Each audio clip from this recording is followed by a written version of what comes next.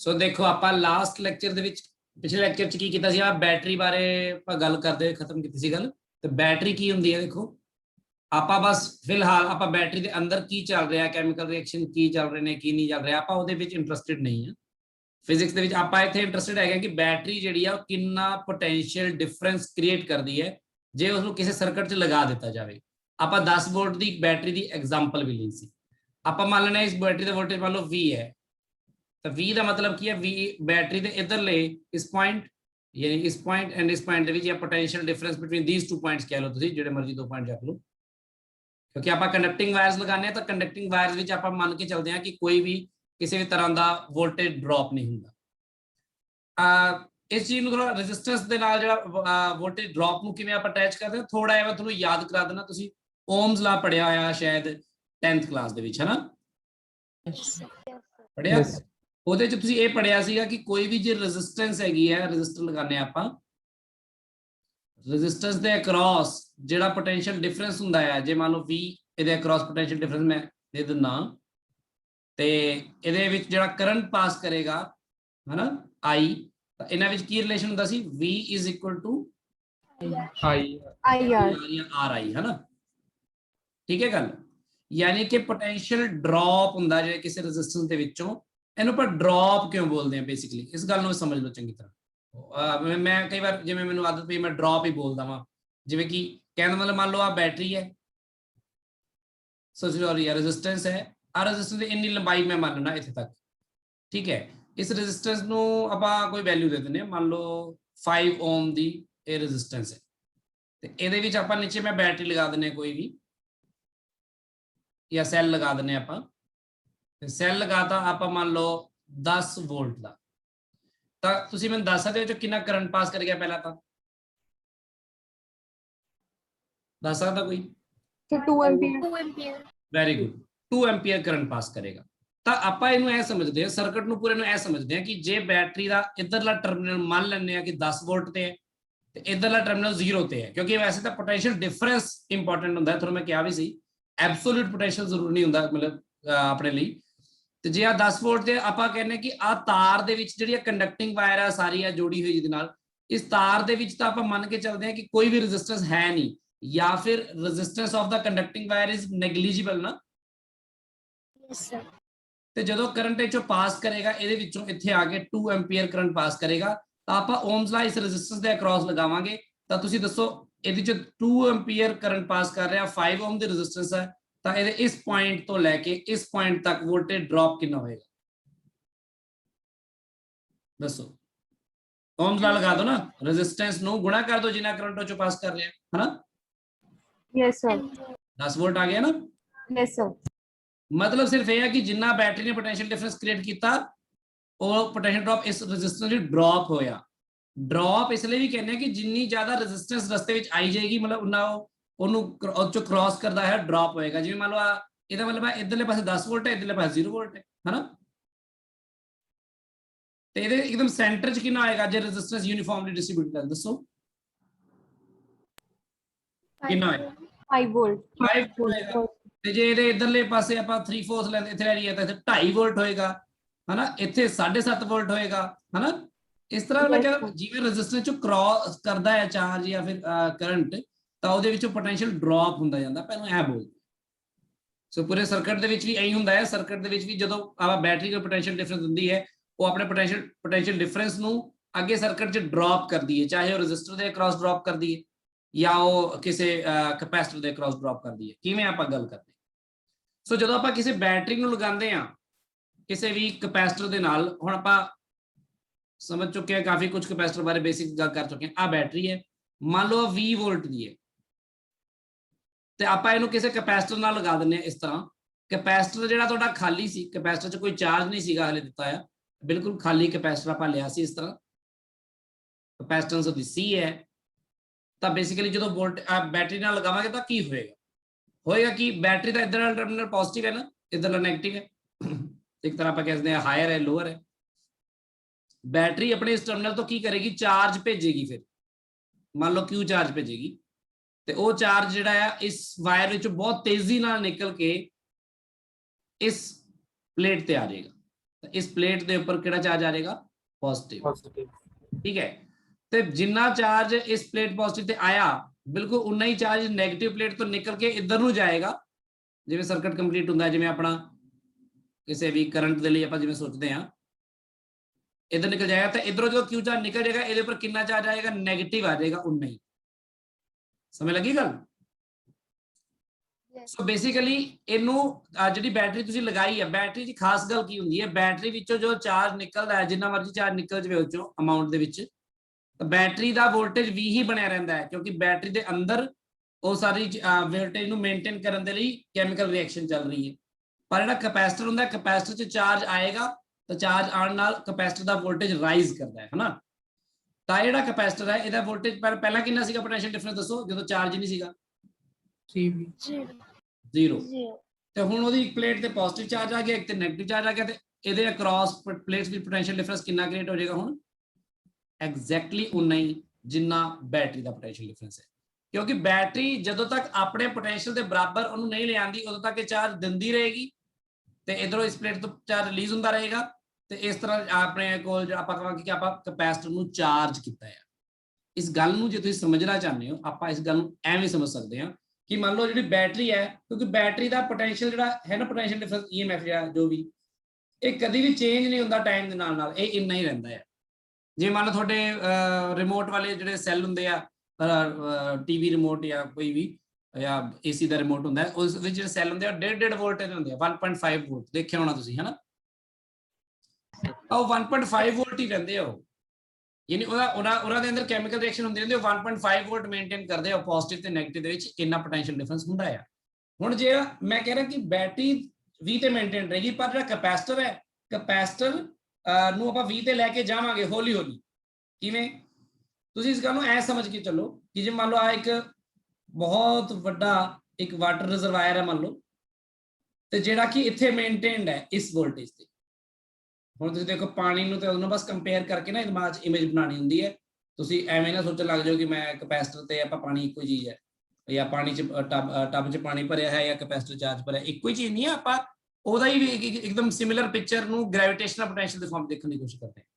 ਤੇ ਆਪਾਂ ਇਹਦੇ ਕੇਸ 'ਚ ਆਹ ਵੋਲਟੇਜ ਹੈ ਮੰਨ ਲਓ, ਆਪਣਾ ਮੰਨ ਲੈਂਦੇ ਹਾਂ, ਤੇ ਕਿਉਂਕਿ ਆ ਇੱਕ ਬੈਟਰੀ ਹੈ ਸਮਝ ਲਓ, ਤਾਂ ਬੈਟਰੀ ਇਹਦਾ ਪੋਟੈਂਸ਼ੀਅਲ ਵੀ ਕਦੀ ਵੀ ਘਟਦਾ ਨਹੀਂ ਹੈ। ਸਮਝ ਲੱਗੀ ਗੱਲ?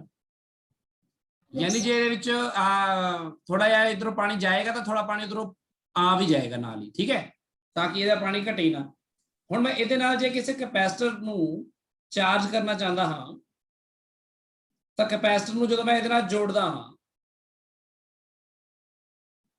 ਕੈਪੈਸਿਟਰ ਨੂੰ ਜਦੋਂ ਮੈਂ ਇਹਦੇ ਨਾਲ ਜੋੜ ਦਿੰਦਾ ਹਾਂ ਇਸ ਤਰ੍ਹਾਂ ਕਰਕੇ, ਮੰਨ ਲਓ ਆ ਓਪਨ ਹੋ ਗਿਆ, ਇੱਥੋਂ ਪਾਣੀ ਆ ਸਕਦਾ, ਤਾਂ ਇਹਦਾ ਤਾਂ 20 ਤੇ ਮੇਨਟੇਨ ਰਹਿਣਾ ਹੈ, ਇਹ ਤਾਂ 20 ਤੋਂ ਘੱਟ ਨਹੀਂ ਸਕਦਾ, ਕਿਉਂਕਿ ਇਹਨੂੰ ਤਾਂ ਪਿੱਛੋਂ ਸਪਲਾਈ ਆਇਆ ਨਹੀਂ, ਸਮਝ ਲਓ। ਯਾਨੀ ਜੇ ਬੈਟਰੀ ਦਾ ਜਿਹੜਾ ਅੰਦਰ ਕੈਮੀਕਲ ਰਿਐਕਸ਼ਨਸ ਹੋ ਰਹੀਆਂ ਨੇ, ਉਹ ਚਾਰजेस ਨੂੰ ਲਗਾਤਾਰ ਪੈਦਾ ਕਰ ਰਹੀਆਂ ਨੇ ਤਾਂ ਕਿ 20 ਪੋਟੈਂਸ਼ੀਅਲ ਡਿਫਰੈਂਸ ਮੇਨਟੇਨ ਰਹਿੰਦਾ ਉਹ।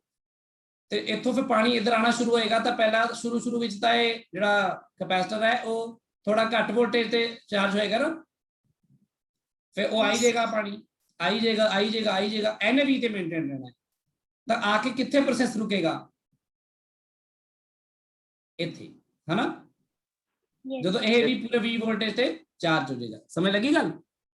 Yes sir so basically battery ਕਿਸੇ ਕੈਪੈਸਿਟਰ ਨੂੰ ਇਦਾਂ ਚਾਰਜ ਕਰਦੀ ਹੈ। ਤੁਸੀਂ ਸਿਰਫ ਇਸ ਗੱਲ ਨੂੰ ਦਿਮਾਗ 'ਚ ਹੁਣ ਮੈਂ ਧਿਆਨ ਰੱਖਿਓ, ਇਹਨੂੰ ਭੁੱਲਿਓ ਨਾ ਕਿ ਬੈਟਰੀ ਕਿਸੇ ਕੈਪੈਸਿਟਰ ਨੂੰ ਕਿਵੇਂ ਚਾਰਜ ਕਰਦੀ ਹੈ।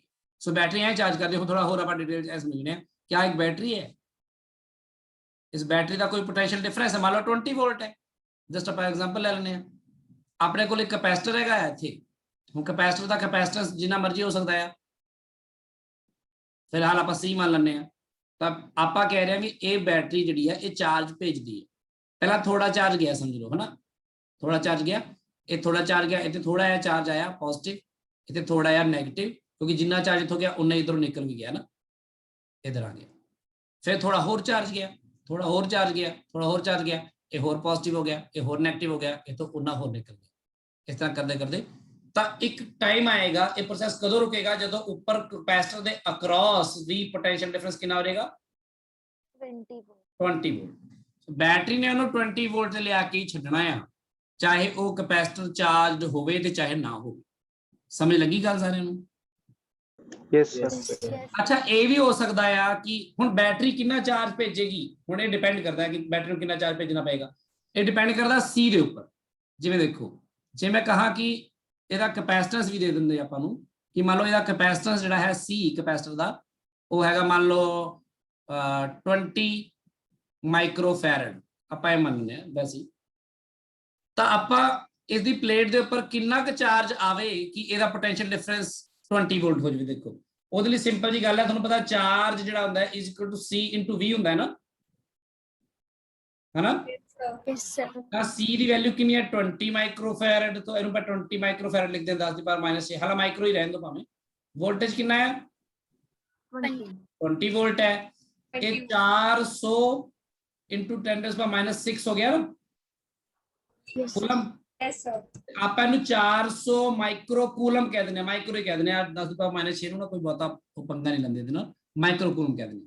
ਇਹਦਾ ਮਤਲਬ ਕੀ ਹੋਇਆ ਕਿ ਜਿਹੜੀ ਬੈਟਰੀ ਹੈ ਉਹ ਪਹਿਲਾਂ 1 ਮਾਈਕਰੋ ਕੂਲਮ ਭੇਜੇਗੀ, ਫਿਰ ਦੂਜਾ ਮਾਈਕਰੋ ਕੂਲਮ, ਐ ਕਰਦੇ ਕਰਦੇ ਜਦੋਂ ਬੈਟਰੀ ਵਿੱਚੋਂ 400 ਮਾਈਕਰੋ ਕੂਲਮ ਚਾਰਜ ਆ ਜਾਏਗਾ ਨਾ ਉੱਪਰ, ਤਾਂ ਇਹ ਪ੍ਰੋਸੈਸ ਰੁਕ ਜਾਏਗਾ। ਸੋ ਆਪਾਂ ਕਹਿ ਸਕਦੇ ਹਾਂ ਬੈਟਰੀ ਨੇ ਟੋਟਲ ਕਿੰਨਾ ਚਾਰਜ ਭੇਜਿਆ, Q = 400 ਮਾਈਕਰੋ ਕੂਲਮ, ਤੇ ਉਹ 400 ਮਾਈਕਰੋ ਕੂਲਮ ਇਸ ਦੇ ਉੱਪਰ ਆ ਗਿਆ ਪੋਜ਼ਿਟਿਵ ਪਲੇਟ ਤੇ ਇੱਥੋਂ ਉਹਨਾਂ ਹੀ ਨਿਕਲ ਗਿਆ 400 ਮਾਈਕਰੋ ਕੂਲਮ ਇੱਥੋਂ ਵਾਪਸ ਆ ਗਿਆ, ਤੇ ਇੱਥੇ ਆਪਣੇ ਕੋਲ ਪੋਜ਼ਿਟਿਵ ਤੇ ਨੈਗੇਟਿਵ ਮੇਨਟੇਨ ਹੋ ਗਿਆ, ਤੇ ਪੋਟੈਂਸ਼ੀਅਲ ਡਿਫਰੈਂਸ ਕਿੰਨਾ ਹੋ ਗਿਆ, ਆਬਵੀਅਸਲੀ ਤੁਸੀਂ ਦੇਖਿਆ ਗਿਆ 20 ਵੋਲਟ। ਸਮਝ ਲੱਗੀ ਗੱਲ ਸਾਰਿਆਂ ਨੂੰ? Yes, sir. ਹੁਣ ਇੱਕ ਗੱਲ ਮੇਰੀ ਸਿੰਪਲ ਜੀ ਸੋਚੋ, ਜੇ ਆ ਭਾਂਡਾ ਆਹ ਵਾਲਾ ਜਿਹੜਾ ਮੈਂ ਲਾਇਆ ਨਾਲ, ਜੇ ਇਸ ਸਿਚੁਏਸ਼ਨ ਦੇ ਵਿੱਚ ਜੇ ਇਹ ਭਾਂਡਾ ਪਹਿਲਾਂ ਹੀ ਅੱਧਾ ਭਰਿਆ ਹੁੰਦਾ ਤਾਂ ਕੀ ਪ੍ਰੋਸੈਸ ਹੋਣਾ ਸੀ, ਤਾਂ ਕਿ ਉਹਨੂੰ ਬਰਾਬਰ ਉਨਾ ਹੀ ਉੱਥੋਂ ਪਾਣੀ ਲੈਣਾ ਪੈਣਾ ਸੀ ਕਿ ਉਸ ਤੋਂ ਘੱਟ ਲੈਣਾ ਪੈਣਾ ਸੀ ਨਾ। ਯਾਨੀ ਕਿ ਇਹ ਵੀ ਹੋ ਸਕਦਾ ਹੈ ਕਿ ਤੁਹਾਡਾ ਜਿਹੜਾ ਇੱਕ ਕੈਪੈਸਿਟਰ ਹੈ ਉਹ ਪਹਿਲਾਂ ਹੀ ਅੱਧਾ ਚਾਰਜ ਹੋਵੇ। ਮੰਨ ਲਓ ਕਿ ਤੁਹਾਡਾ ਕੋਈ ਕੈਪੈਸਿਟਰ ਹੈ ਤੇ ਉਹ ਪਹਿਲਾਂ ਹੀ ਚਾਰਜ ਹੋ ਚੁੱਕਿਆ ਆ, ਉਹ 5 ਵੋਲਟ ਤੱਕ ਤਾਂ ਪਹਿਲੇ ਹੀ ਚਾਰਜ ਹੋ ਚੁੱਕਿਆ, ਠੀਕ ਹੈ, ਤੇ ਤੁਸੀਂ ਹੁਣ ਉਹਨੂੰ ਬੈਟਰੀ ਨਾਲ ਲਗਾਉਣ ਜਾ ਰਹੇ ਹੋ, ਤੇ ਜਿਹੜੀ ਬੈਟਰੀ ਨਾਲ ਲਗਾਉਣ ਜਾ ਰਹੇ ਹੋ ਉਹ ਹੈਗੀ ਮੰਨ ਲਓ 12 ਵੋਲਟ ਦੀ, ਤੇ ਤੁਸੀਂ ਜਿਹੜੇ ਕੈਪੈਸਿਟਰ ਨੂੰ ਇੱਥੇ ਲਗਾਇਆ ਉਹ ਚਾਰਜ ਪਹਿਲੇ ਸੀਗਾ, ਇਹਨੇ ਥੋੜਾ ਜਿਹਾ ਚਾਰਜ ਪਹਿਲੇ ਸੀਗਾ, ਇਹਦੇ ਥੋੜਾ ਜਿਹਾ ਚਾਰਜ ਪਹਿਲੇ ਸੀਗਾ। ਤਾਂ ਹੁਣ ਇਸ ਕੈਪੈਸਿਟਰ ਦੇ ਵਿੱਚ ਇਹ ਬੈਟਰੀ ਚਾਰਜ ਭੇਜੇਗੀ, ਪਰ ਹੁਣ ਕੀ ਇਹ ਪਹਿਲਾਂ ਜਿੰਨਾ ਚਾਰਜ ਭੇਜੇਗੀ? ਨਹੀਂ, ਹੁਣ ਪਹਿਲਾਂ ਜਿੰਨਾ ਨਹੀਂ ਭੇਜੇਗੀ। ਠੀਕ ਹੈ ਗੱਲ? ਖਾਲੀ ਕੈਪੈਸਿਟਰ ਕਿਉਂਕਿ ਇਹ ਚ ਕੁਝ ਚਾਰਜ ਪਹਿਲਾਂ ਹੀ ਹੈਗਾ ਨਾ, ਹਨਾ, ਇਸ ਲਈ ਬੈਟਰੀ ਹੁਣ ਇਹਦੇ ਉੱਪਰ ਪੂਰਾ ਚਾਰਜ ਭੇਜੇਗੀ, ਕੁਝ ਜਿੰਨਾ ਹੈਗਾ ਜਿਹੜਾ ਰਹਿੰਦ ਖੂੰਦ ਹੈਗੀ ਉਹ ਭੇਜੇਗੀ, ਤਾਂ ਐਟ ਲਾਸਟ ਕਿੱਥੇ ਰੁਕੇਗਾ ਕੰਮ? ਜਦੋਂ 12। ਠੀਕ ਹੈ, ਆ ਬਹੁਤ ਛੋਟੀ ਜੀ ਇੱਕ ਦੋ ਗੱਲਾਂ ਨੇ, ਬਸ ਇਹਨਾਂ ਗੱਲਾਂ ਨੂੰ ਫਿਲਹਾਲ ਆਪਾਂ ਇਹੀ ਲੈ ਕੇ ਚੱਲਦੇ ਹਾਂ, ਅੱਗੇ ਜਾ ਕੇ ਹੋਰ ਡਿਟੇਲ ਕਰਦੇ ਹਾਂ। ਅੱਜ ਆਪਾਂ ਇਹੀ ਪੜ੍ਹਨਾ ਹੈ ਬੇਸਿਕਲੀ ਕਿ ਆਪਾਂ ਕਿਸੇ ਕੈਪੈਸਿਟਰ ਨੂੰ ਚਾਰਜ ਕਿਵੇਂ ਕਰਦੇ ਹਾਂ ਬੈਟਰੀ ਦੇ ਨਾਲ। ਤੇ ਅੱਛਾ ਹੁਣ ਆਹ ਗੱਲ ਜਿਹੜੀ ਨਾ 400 ਮਾਈਕਰੋ ਕੂਲਮ ਵਾਲੀ, ਹੁਣ ਮੈਂ ਤੁਹਾਨੂੰ ਕਹਿ ਰਿਹਾ ਸੀ ਪਹਿਲਾਂ 1 ਮਾਈਕਰੋ ਕੂਲਮ ਜਾਏਗਾ, ਫਿਰ ਦੂਜਾ, ਫਿਰ ਤੀਜਾ, ਫਿਰ ਚੌਥਾ, ਐ ਕਰ ਕਰਕੇ 400 ਜਾਏਗਾ। ਇਹ ਜਿਹੜਾ ਪ੍ਰੋਸੈਸ ਹੁੰਦਾ ਆ, ਇਹ ਪ੍ਰੋਸੈਸ ਜਿਹੜਾ ਹੁੰਦਾ ਆ ਇਹ ਕਿੰਨੇ ਟਾਈਮ ਚ ਹੁੰਦਾ ਹੈ ਦੱਸੋ? ਇਹ ਸੋਚੋ, ਇਹ ਪ੍ਰੋਸੈਸ ਲਿਖ ਲਓ ਤੁਸੀਂ ਸਾਰੇ, this process happens in negligible time ਸੋ ਆ ਸਾਰਾ ਪ੍ਰੋਸੈਸ ਹੋਣ ਦੇ ਵਿੱਚ ਸਾਨੂੰ ਲਗਭਗ ਨਾ ਦੇ ਬਰਾਬਰ ਹੀ ਟਾਈਮ ਲੱਗਦਾ, ਯਾਨੀ ਫ੍ਰੈਕਸ਼ਨ ਆਫ ਸੈਕਿੰਡ ਤੋਂ ਵੀ, ਮਤਲਬ ਨੈਨੋ ਸੈਕਿੰਡ ਜਾਂ ਉਸ ਤੋਂ ਵੀ ਸ਼ਾਇਦ ਘੱਟ, ਯਾਨੀ ਕਿ ਬਸ ਬੈਟਰੀ ਲਗਾਈ ਨਾਲ ਹੀ ਹੋਗਾ ਚਾਰ, ਬਸ ਦੈਟਸ ਇਟ। ਇਹ ਬਹੁਤ ਤੇਜ਼ ਹੁੰਦਾ ਆ ਕਿਉਂਕਿ ਆ ਜਿਹੜੀ ਵਾਇਰਸ ਨੇ ਨਾ, ਆ ਵਾਇਰਸ ਹੈਗੀ ਕੰਡਕਟਿੰਗ ਵਾਇਰਸ, ਇਹਨਾਂ ਵਿੱਚ ਕੋਈ ਰੈਜ਼ਿਸਟੈਂਸ ਨਹੀਂ ਹੁੰਦੀ। ਸੋ ਜਦੋਂ ਤੁਸੀਂ ਸੋਚ ਕੇ ਦੇਖੋ ਇੱਥੇ 5 ਓਹਮ ਦੀ ਜਗ੍ਹਾ ਤੇ ਜੇ 10 ਓਹਮ ਹੁੰਦੀ ਤਾਂ ਕਰੰਟ ਕਿੰਨਾ ਹੋਣਾ ਸੀ ਦੱਸੋ? ਕਿੰਨਾ ਹੋਣਾ ਸੀ? 1 ਐਂਪੀਅਰ। ਜੇ ਰੈਜ਼ਿਸਟੈਂਸ 20 ਓਹਮ ਹੁੰਦੀ ਫਿਰ ਕਰੰਟ ਕਿੰਨਾ ਸੀ? ਹਾਫ ਐਂਪੀਅਰ, ਹੈ ਨਾ। ਸੋ ਰੈਜ਼ਿਸਟੈਂਸ ਜਿੰਨੀ ਜ਼ਿਆਦਾ ਵਧੇਗੀ ਕਰੰਟ ਉਨਾ ਘੱਟ, ਤੇ ਕਰੰਟ ਕੀ ਹੁੰਦਾ? Rate of flow of charge, ਹੈ ਨਾ। ਸੋ ਜੇ ਰੈਜ਼ਿਸਟੈਂਸ ਹੈ ਹੀ ਨਹੀਂ ਤਾਂ ਉਨਾ ਹੀ ਕਰੰਟ ਬਹੁਤ ਜ਼ਿਆਦਾ ਹੋਏਗਾ ਨਾ, ਫਿਰ ਹਿਊਜ ਹੋਏਗਾ ਨਾ ਵੈਲਿਊ ਦੀ। ਤਾਂ ਇੱਥੇ ਵਿਦਿਨ ਨੋ ਟਾਈਮ ਬਹੁਤ ਸਾਰਾ ਚਾਰਜ ਜਾਂ ਸਾਰਾ ਚਾਰਜ ਜਿੰਨਾ ਚਾਹੀਦਾ ਆਪਾਂ ਨੂੰ ਉਹ ਪਾਰ ਕਰ ਜਾਂਦਾ ਇਹਦੇ ਵਿੱਚੋਂ, ਤੇ ਜਾ ਕੇ ਉੱਪਰ ਪਲੇਟ ਨੂੰ ਚਾਰਜ ਕਰ ਦਿੰਦਾ ਹੈ। ਇਹਦੇ ਨਾਲ ਹੁੰਦਾ ਕੀ ਹੈ?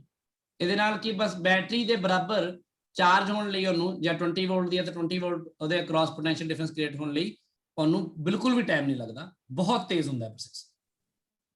ठीक है जी, गल क्लियर होगी? सर उस तो बाद चार्ज फ्लो होना बंद हो जाएगा। बिल्कुल बंद हो जाएगा, इसलिए ਇਸ ਦੇ ਵਿੱਚ ਤੁਸੀਂ ਹੱਥ ਲਾ ਕੇ ਦੇਖੋਗੇ ਨਾ ਕੋਈ ਕਰੰਟ ਨਹੀਂ ਆਏਗਾ। ਆ ਜਿਹੜਾ ਐਰੋ ਬਣਾਏ ਨੇ ਇਹ ਐਰੋ ਉਸ ਮੋਮੈਂਟ ਲਈ ਨੇ ਜਿਸ ਮੋਮੈਂਟ ਤੇ ਅਟੈਚ ਕੀਤਾ, ਉਸ ਤੋਂ ਬਾਅਦ ਇਹ ਐਰੋ ਖਤਮ, ਨਾਲ ਹੀ ਖਤਮ। ਠੀਕ ਹੈ, हाँ जी। ਜਿਵੇਂ ਕਿ ਪਹਿਲਾਂ ਤਾਂ ਇੱਕ ਮੰਨ ਲਓ ਖਾਲੀ ਕੈਪੈਸਿਟਰ ਮੈਂ ਲਿਆ ਹੋਇਆ, ਆ ਖਾਲੀ ਕੈਪੈਸਿਟਰ ਹੈ, ਠੀਕ ਹੈ, ਇਹਦੇ ਵਿੱਚ ਇਹ ਕੈਪੈਸਿਟੈਂਸ C ਹੈ, ਬਸ ਦੈਟਸ ਇਟ। ਫਿਰ ਜਿਵੇਂ ਮੈਂ ਇਸ ਕੈਪੈਸਿਟਰ ਨੂੰ ਲਗਾਉਂਦਾ ਹਾਂ ਕਿਸੇ ਵੀ ਬੈਟਰੀ ਦੇ ਨਾਲ, ਉਹ ਮੂਵਮੈਂਟ ਆ ਗਿਆ। ਆ ਮੂਵਮੈਂਟ ਜਿਹੜਾ ਹੈ ਇਹ ਨੈਗਲੀਜੀਬਲ ਟਾਈਮ ਲਈ ਆਇਆ। ਇਹਦੇ ਚ ਮੈਂ ਕਹੂੰਗਾ ਕਿ ਇਸ ਬੈਟਰੀ ਨੇ ਜਿਹੜੀ ਕਿ 20 ਵੋਲਟ ਦੀ ਹੈ, ਇਹਨੇ Q ਚਾਰਜ ਦਿੱਤਾ, ਉਹ Q ਚਾਰਜ ਜਾ ਕੇ ਇੱਥੇ ਇਸ ਪਲੇਟ ਤੇ ਆ ਗਿਆ, ਇੱਥੋਂ ਉਨਾ ਹੀ ਚਾਰਜ Q इधर, क्योंकि जिन्ना चार्ज इधरों आया उन्ना उधर निकलेगा श्योरली, उन्ना Q चार्ज इधर निकल गया ते निकल के वो बैटरी दे इस टर्मिनल ते वापस आ गया। जिवें बैटरी अपनी उथे उथे करंट होंदा है ना, करंट निकलिया तो करंट आ गया। आप इहदे चार्ज दी फॉर्म च गल करने हैं क्योंकि विदिन नो टाइम में कम होया। इस तो बाद फाइनली जो सिचुएशन होएगी, फाइनल सिचुएशन आ होएगी कि अपने कोल आ होएगा कैपेसिटर जिहदे उपर होएगा चार्ज, जिन्हें चार्ज हो चुकी होणगियां प्लेटां दियां, ਆਪਾਂ ਇਧਰੋਂ ਆ ਬੈਟਰੀ ਲਗਾਤੀ, ਬੈਟਰੀ ਲੱਗੀ ਹੋਈ ਆ ਪਰ ਹੁਣ ਉਹ ਮੂਵਮੈਂਟ ਨਹੀਂ ਹੋ ਰਹੀ ਚਾਰਜ ਦੀ, ਚਾਰਜ ਦੀ ਮੂਵਮੈਂਟ ਹੋ ਚੁੱਕੀ ਆ।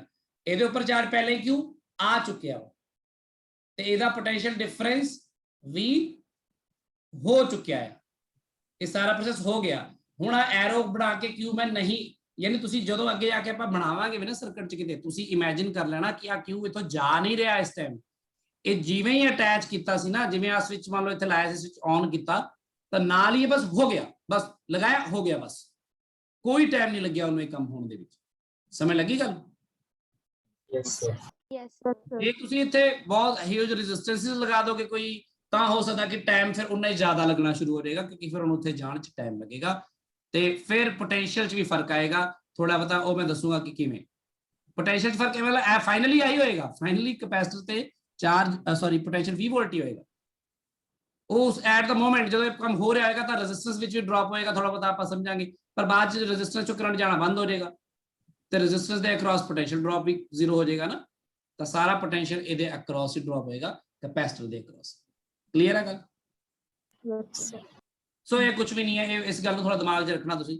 ਹੁਣ ਆਪਾਂ ਹਾਂਜੀ ਹਾਂਜੀ ਸਰ ਜਿਵੇਂ ਤੁਸੀਂ ਕਿਹਾ ਕਿ ਮੀਨਸ ਪਹਿਲਾਂ 1 ਮਾਈਕਰੋ ਕੂਲਮ ਜਾਏਗਾ, ਫਿਰ 2 ਸਰ ਇਦਾਂ ਕਰਕੇ ਮੀਨਸ 400 ਤੱਕ ਪਹੁੰਚ ਜਾਏਗਾ। ਤੇ ਹਾਂਜੀ ਜਿਹੜਾ 400 ਪੂਰਾ ਹੋਏਗਾ ਪਹਿਲਾਂ ਕਹਿੰਦੇ ਸਰ ਪੋਜ਼ਿਟਿਵ ਪਲੇਟ ਤੇ ਇਕੱਠਾ ਹੋ ਜਾਏਗਾ, ਹਾਂਜੀ ਫਿਰ ਨੈਗੇਟਿਵ ਵਿੱਚ ਜਾਏਗਾ ਕਿ ਮੀਨਸ ਨਾਲ ਨਾਲ ਹੀ ਜਾਂਦਾ ਰਹੇਗਾ? ਨਹੀਂ ਨਹੀਂ, ਬਸ ਪੋਜ਼ਿਟਿਵ ਤੇ ਇਕੱਠਾ ਹੋ ਜਾਏਗਾ, ਉਹ ਬਸ ਇਕੱਠਾ ਹੋ ਕੇ ਰੁਕ ਜਾਏਗਾ ਉੱਥੇ ਹੀ। Okay sir.